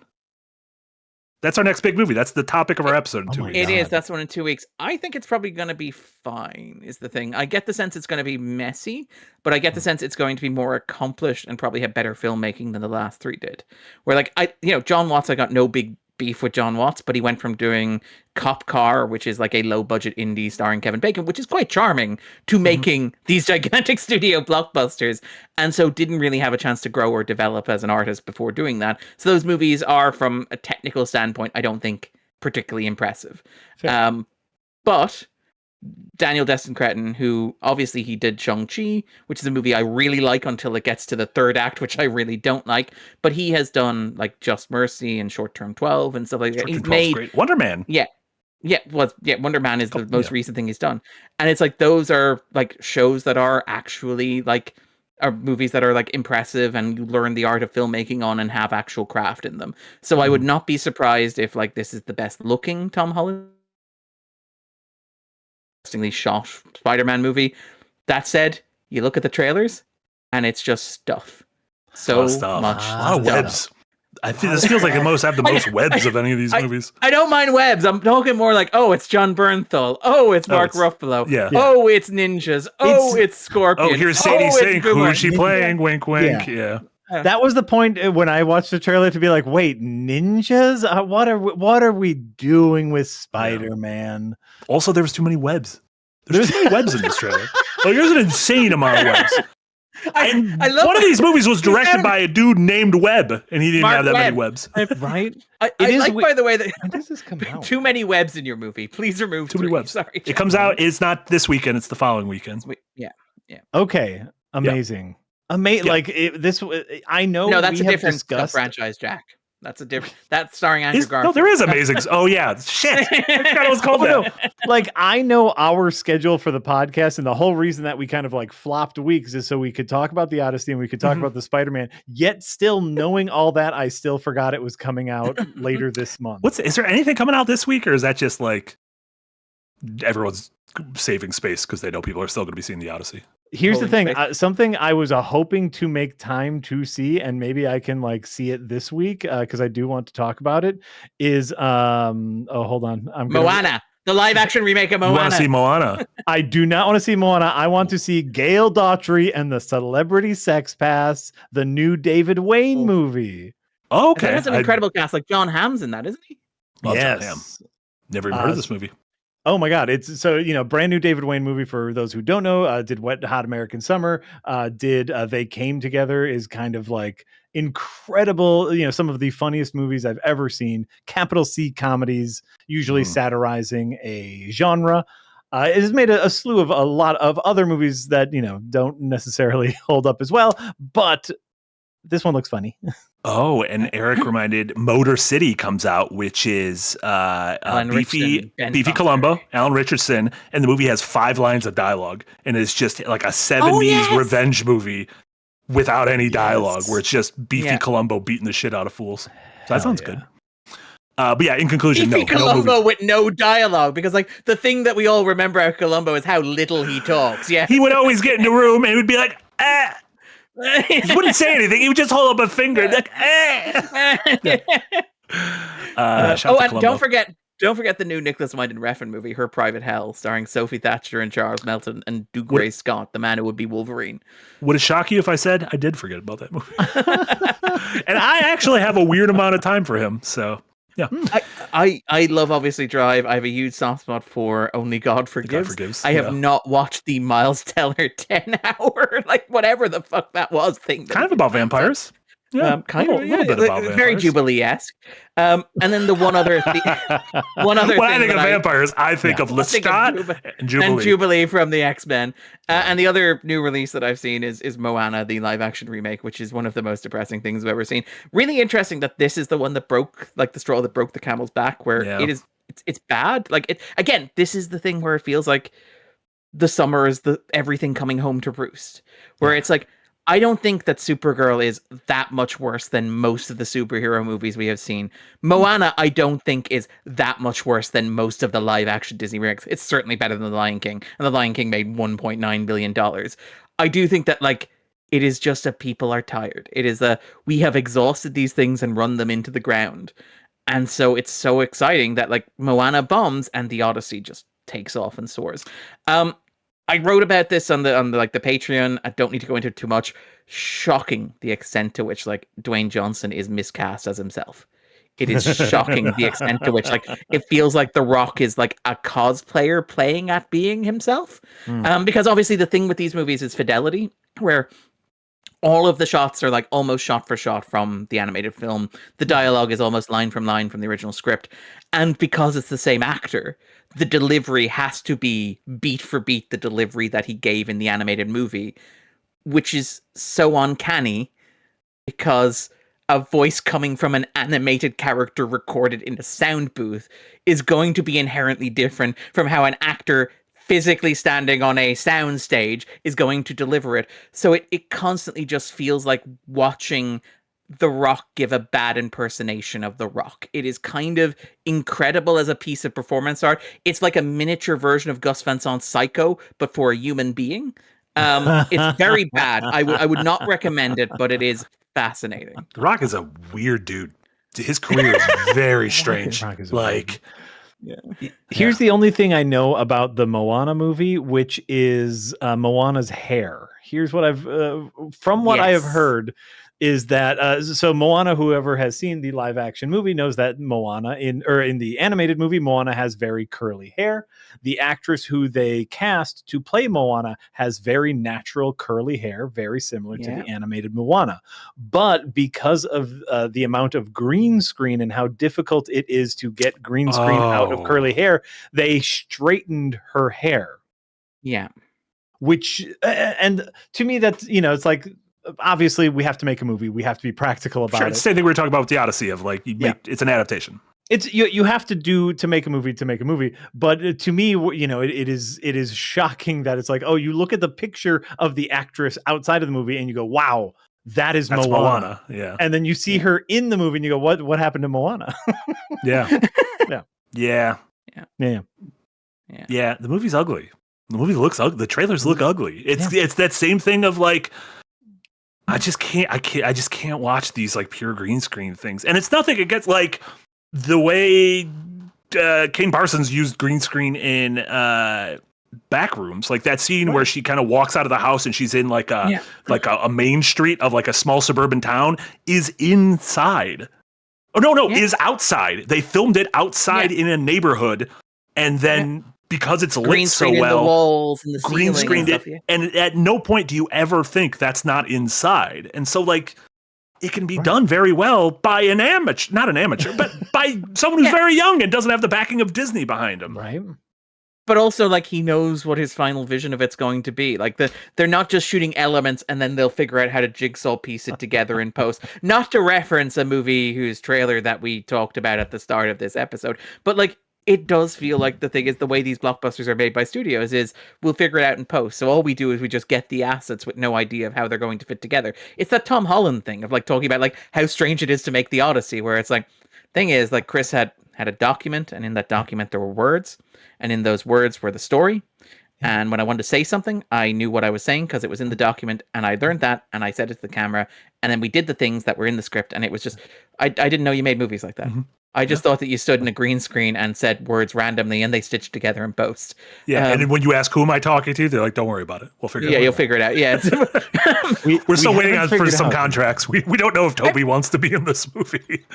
I mean, like, again, not to be cynical about it, but like it does feel like the reason that we are only getting a Doomsday trailer now is because this is the point at which it's available. It's like we finally figured out what the movie is, and it's like the movie releases in 5 months. You know what sucks is when James Gunn took over DC, he said that's like number one is going to be we are not shooting until we have a script, and it's like, well, that's clearly not true with Supergirl or whatever. Maybe you did have a script though, and then maybe everything got thrown out. But like, yeah, like you read the Hollywood Reporter piece on it, which is like an incredibly harrowing piece where it's just like you have done exactly what you said you weren't going to do. You have brought the horse into Troy. Like, you have broken. Now you have like soiled this thing that you built, and you're only 2 movies in, and you've already broken the one cardinal rule that you set for yourself that was going to distinguish what you do from what your competitors do. So what now? And like, and I say that as somebody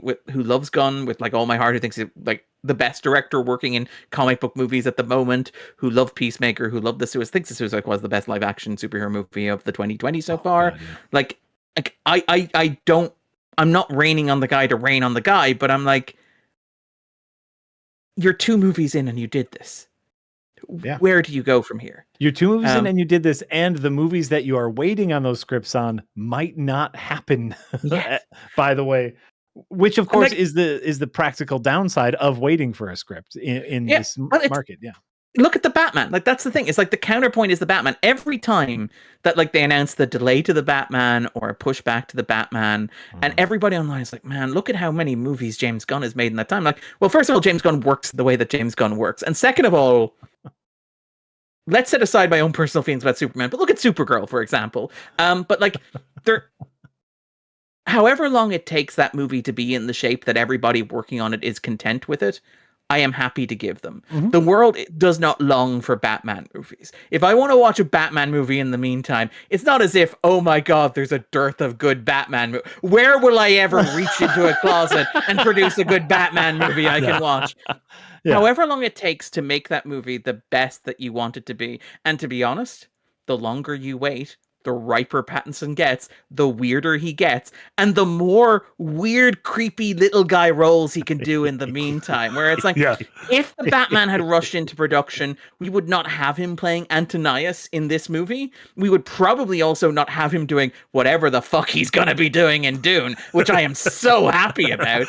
I don't mind. Just take as long as it takes to get it right is the thing. Because I would much rather wait 5 more years and get a great sequel than next year have like a disastrous movie that I do not like and will never watch again, you know? Yeah. Like, that's the thing. Also, Sorry, Darren, if you love Gun, I have a game for you. It is called Polyarmory. This video has been sponsored by Notes. I actually don't know what this episode was. I can't remember if there was an ad up top. Polyarmory. There you go. I think it came up in the reel. That's why I asked, because I saw that. I was like, wait, what is this thing? And then, did you, sorry, Darren, did you have anything else you watched? No, I just rewatched a whole bunch of like Andrew Stanton movies, including like John Carter and Finding Nemo and WALL-E is a masterpiece, and a bunch of Christopher Nolan movies. Turns out that guy can make movies. Pretty good director. Really quick, all 3 of those movies are not masterpieces, right? Just the last one was a masterpiece. When you mentioned Andrew Stanton movies. Oh, obviously. You listed 3 movies, and then you said they're masterpiece, and I just want to make sure John Carter of Mars didn't fall. Yeah, didn't sneak into like the bracket of masterpiece. Listen, I would have been like, this is a 5-hour pod. We got to hear about this. Yeah. John Carter is so, because it's like, again, this is the thing when we talk about movies that are messy, we talk about movies that are bad, and we talk about movies that don't work, right? I miss the days so much when like movies that were messy and didn't work were interesting in the ways that they didn't work, right? Yeah. Like, you know, and again, I say this as somebody who we like Supergirl on this podcast more than most people seem to. Like, but like that is a movie that is messy in very predictable ways, in the way that almost every movie like that is messy these days to a greater or lesser degree. And like the thing about watching John Carter is a movie that to me, and I know there are people who love it and there are people who will like fight to the death for it, and more power to them. I love and respect you very much. But like John Carter is a movie that to me does not work, but it does not work in interesting ways where like all of the strange choices that movie makes are its own choices. And like there's nothing quite like it. And the same thing with like I watched a bunch of like period epics, like because obviously the video I did in The Odyssey is about like what the Roman epics mean and like what it is to see antiquity, Greek or Roman, in American cinema. And I watched a bunch of the wave of like the post-Gladiator movies, and obviously Kingdom of Heaven is a masterpiece. If you haven't seen Kingdom of Heaven, the director's cut of Kingdom of Heaven, to be clear, but if you haven't seen the director's cut of Kingdom of Heaven, that's a masterpiece. And that includes you, Nick, who I know has the Steelbook. I don't know if you've watched it yet, but you should.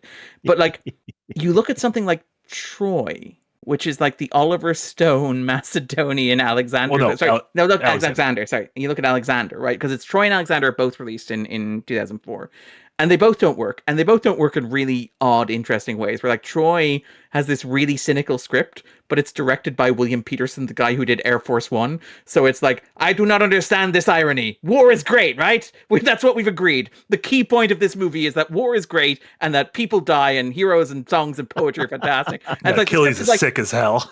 Yeah, and like the script literally has like Eric Bana turn the camera saying, war is not glorious, war is not cool, war is suffering and death. And then it's like, yeah, but look, fucking Brad Pitt in slow motion driving a sword through a guy and it looks fucking boss. And it's like, there's that tension in Troy that cannot be resolved.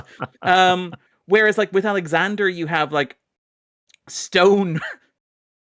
Look, I don't know. This is possibly defamatory, but it feels like Stone and a mountain of cocaine decide that they are just making the most movie that has ever possibly existed.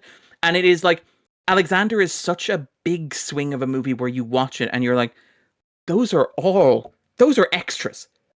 All those people in that scene are extras. They're not CGI.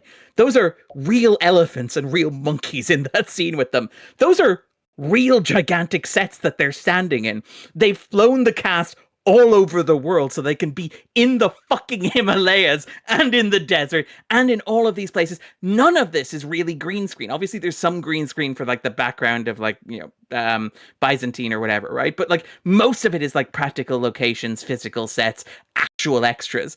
And it's like, it is so clear watching the movie that even when he was making the movie, Stone had no idea what the fuck he was doing and how it was going to sit together. And like one of the things about Alexander is that it is an incredible movie to watch because there's just so much happening all at once and it's got so many threads going in so many different directions. But also, one scene to the next, characters are constantly repeating exposition and plot to one another because Stone has not decided which scene is going to end up in the movie. So he needs to make sure that every scene provides you with enough information that if he were to cut the 3 scenes before it or the 3 scenes after it, you could still follow the plot. It is a stunningly bad movie, but it is a bad movie in a way that it's like, how the fuck did they do this? Like, how did they make a movie like this? And it's like, that is something that I miss. Because it's like, I go to Moana and I watch it, and it's a bad movie. But it's bad in the same way that Beauty and the Beast is bad, that The Lion King is bad, that The Little Mermaid's bad, that Snow White was bad. And it's just, I miss, sorry to be nostalgic for no, I get it. Yeah. But like I miss when bad movies were interesting. And it's like, and it does make you appreciate the fact that the fucking Odyssey works at all, because you're like like there's a version of this, like the Odyssey is Christopher Nolan doing what like Oliver Stone was doing in Troy, where it's like, I fucking tamed like Al Pacino. I made a movie about the JFK assassination. I directed Natural Born Killers. I can make the great Macedonian epic of our time. And it's like, I don't think you got it. And I know you've released 4 director's cuts. That's what I was going to say. One of my favorite things, the movie is 3 hours long. A year later, he's like, the director's cut, 10 minutes shorter. Yeah. 10 minutes shorter? Yeah. 2 years later, the final cut, 45 minutes longer. Like, but like, it's a real, like, I cracked it this time. Like, it's an incredible energy to it where like, it is that sense of like, you can feel, even when you're watching it, you can feel it getting away from him. Like you can see, like, even if you were to take all the scenes apart and lay them on the ground like a jigsaw, there is no fucking way to make a movie out of the various pieces that he has. And like, so those like those cuts that Marty mentions are very clearly a guy going, this time I've got it. I got it this time. Yeah. And it's like, it doesn't work, and it's bad, and it's repetitive, and it's boring, and it hammers you over the head, and it's dramatically inert, and the performances are like really weird, wildly miscast. Nobody has any idea what the tone of the movie they're in is, because Oliver Stone doesn't know what the movie he's making is. But like, you're watching it and you're like, man, the magic of the fucking movies. And it's like, I would love to see like more bad movies where I just sit back and go, man, the magic of the fucking movies. Like, Right. Well, and it's a what, $150 million movie, and it looks like it. Unlike the movie with the Mr. Peanut robot that I already forgot about, which is like a $300 million movie and does not look like it. I mean, even Supergirl, which is like $200 million, does not look like it, you know? Costs a lot of money for that slowed down version of the Jimmy Eat World song. Jimmy Eat World surprisingly ain't cheap. Perfect. And then last, Kid Marchetta, thank you so much. A $2 dono. Spider Noir, witty, well shot, thrilling, bombastic. Liked it It's a lot. very Really concise liked review. it. Yeah, really need liked to watch it. this Spider Noir. Do you recommend black and white or color? this is the problem, is that like both are really good, and they're really good because it's obviously shot for black and white. So like obviously the black and white looks really good because it was shot for black and white, but in order for it to work in black and white, it needs to have clear contrast. You can't have everything be in like a small range where everything's gray. So things need to be bright and things need to be dark, and you need to be able to generate contrast. So the full color version is actually like fully colorful. Everything in the full color version has like a strong hue to it to contrast with the stuff around it. So it ends up looking really good in both formats, which is inexplicable. And I will acknowledge, like, the press screener that I got, they did ask that we watch at least one episode in each of the formats when we watched the season. They gave us like, which was a fairly decent ask. And I did for shits and giggles, I like Godfather 3'd it, which is that like I just put up the screener side by side of the two episodes in like one in color, one in black and white, just to see in kind of like stereoscopic 3D. Yes. But yeah, it's very good. I would recommend like alternating between the two just to get a sense of, at least for the first couple episodes, and you'll figure out which one you prefer and then just follow that to the end. But it's fun. And like, is it 8 episodes? 10 episodes? 8 episodes. It's reasonably budgeted, so like don't expect massive Spider-Man action all the time. Sure. Has a small core cast, and I will say Cage is fucking phenomenal in it. Cage is playing Spider-Man. He's having fun. There's like sequences where you can tell that Cage has asked the question, what would it be like for a man to be a spider? What if a man were a spider? The sequence where he gets bitten by, spoiler, the spider thing, whatever it is that gives him his powers. I don't want to go into too much depth. And he pantomimes a human being transforming into a spider. So he like contorts his body like a spider does. There's one where he's lying in bed with his arms and legs folded up like he's a dead insect. There's points where he's just like, and you're just like, this is incredible. Yeah. This is like, Tobey Maguire wouldn't do that. Andrew Garfield wouldn't do it. Tom Holland wouldn't do it.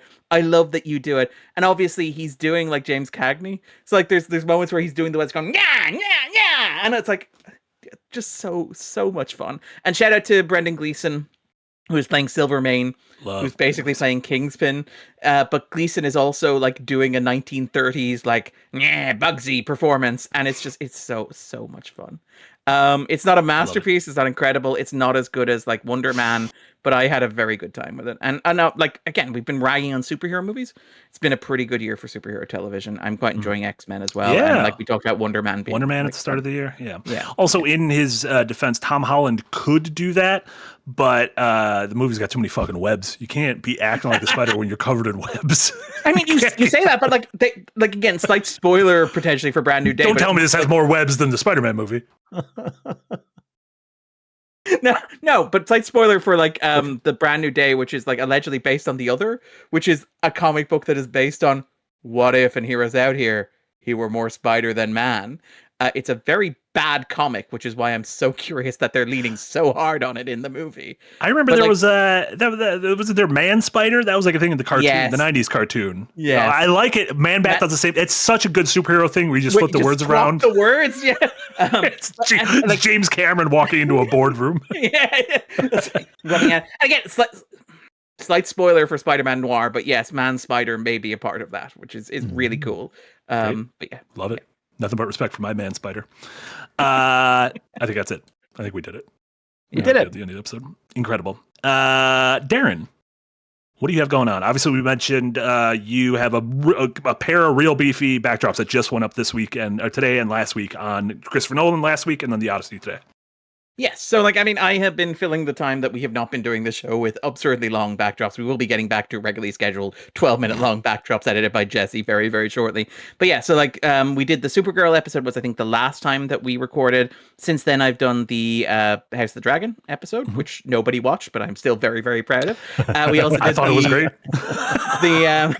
The Nolan episode, which was last week, which was this idea of like its subjectivity in Nolan. So it's like why Nolan is so obsessed with form and why he's so obsessed with IMAX and why he's so obsessed with like tactility and practical effects and trying to unwrap, make it more relevant to today and what that means in the context of like what American cinema has always done with adaptations of classical antiquity. So Greece, Rome, etc. How those have always reflected and said more about the cultures that produce them and consume them than they do about the cultures they purport to depict, and like why the Odyssey is part of that rich cinematic tradition. So check those out. I hope people enjoy them. Yeah, and then of course you also do on Mondays and Fridays you have written columns up on the Patreon at the $5 tier, which are excellent. Sometimes they are kind of pieces of what becomes videos, and then other times it's just you know, you got to write about what was the movie? I almost said Swim Fan. What was Swimming Pool? Was that just the name of that movie? Night Swim. Night Swim. Jesus, how did I forget about Night Swim? That was one you pitched me. Like, we need to put this in context, right?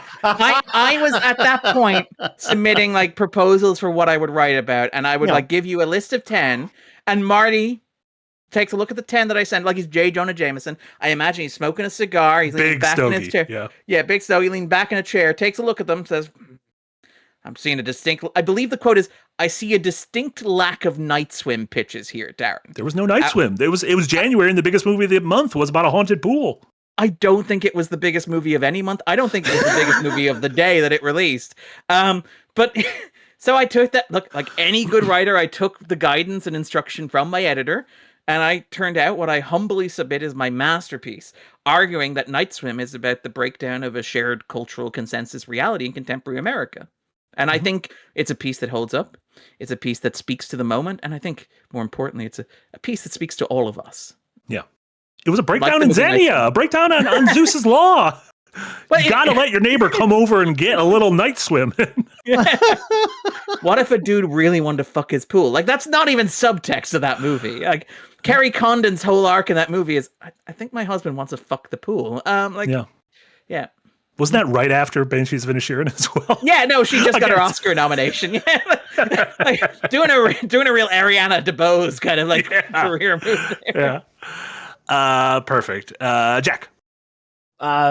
So because of the swapping and swapping of rewind weeks, I am not streaming with Jenna in 2 minutes like we normally would. There are no other streams on Second Wind today. We did have a conversation about it on Monday about whether or not I would do it. And I was like, oh, yeah, I could probably fit that in. And then we remembered that we were going to be talking about The Odyssey. So we decided against it. So we will get back on some sort of schedule. Maybe next week, Tuesday, Jen and I will continue streaming some sort of game. I'll be back with Marty and Jess Hoops on Thursday to stream more Fallout 3. And I'm thinking our penultimate episode. I'm thinking this is second to last. Ooh, very fun. But we'll see.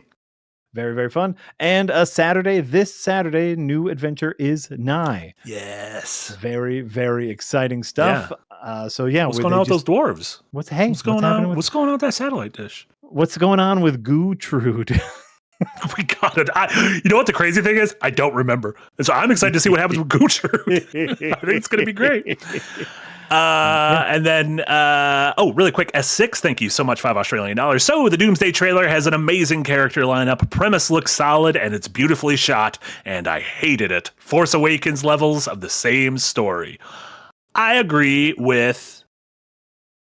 I don't know if I agree with any of this. I agree with the last sentence. Force Awakens level of the same story. Sure. Here's the thing. I'm not that harsh on the same story. Yeah. If it's being told in a new way, we did just spend 3 hours talking about the Odyssey. And like expectations. Like if I'm watching a rom-com, I know what story I'm gonna get. If I'm watching a superhero movie, I know what story I'm gonna get. Yeah. The character lineup looks like they're scraping the edges of the barrels, in my opinion. Though spent a lot of money on getting RDJ back. You can't afford everyone else. I am a number one Cyclops fan, and Cyclops looked great. And we're in the midst of our Marsdennessence. Yeah, Cyclopeans, right? That's where we're at right now. This is a pretty great year. If you think about it. Yeah. Premise, I don't even know if I understood the premise from the trailer, and beautifully shot, hard disagree. That the premise is Dr. Doom's a bad dude. We fought bad dudes before. This might be the worst dude. This is the most bad dude I ever bad. This is the most bad dude, but Chris Hemsworth's back, so it's fine. His hair looks nice. Yeah. And Steve Rogers. Don't forget him. He's gonna hold that hammer. He's got to hold that hammer. Very excited for that. But so for the rest of the week, we'll have normal Yahtzee tries tomorrow. Casey and I will be probably wrapping up our Star Fox series tomorrow. I got my Wii U set up, so we're going to be playing the Wii U Star Fox game. Normal stuff the rest of the week. Remember, on Friday at 10 a.m. is our big bingo stream. Jess and Jenna playing Stardew Valley Bingo Friday at 10 a.m. That's going to be very exciting. And folks on our Patreon, as a reminder, we were going to do Waterworld Week tomorrow. Speaking of wonderful blockbusters that are giant disasters, but are at least fascinating, we were going to watch that as our Patreon movie night tomorrow. Jack had a change of plans, so we are going to reschedule that possibly next week, maybe in that time. But we'll figure it out and we'll let you guys know. Next week. Darren will extend an invitation to you if you want to watch Waterworld with us. Damn it! I said next week wasn't going to be a 40-minute episode of The Backdrop, but now. I gotta contribute to Waterworld Week, which is nebulous and not over the course of a week, and we don't know what it is. But yeah, thank you all so much. Everyone who watched live, obviously anyone who donated super chats, members of the Green Gang, anyone on our Patreon, thank you so much. Your support means the world to us. So yeah, it's gonna do it for us. For Eric, for Jack, and for Darren, this was the Rewind episode number 50. Reminder, we'll be back in 2 weeks with doing the same thing, but with Spider-Man. Hope you all have a great rest of your weeks, and we'll see you all next time. Bye, everyone. Bye, guys.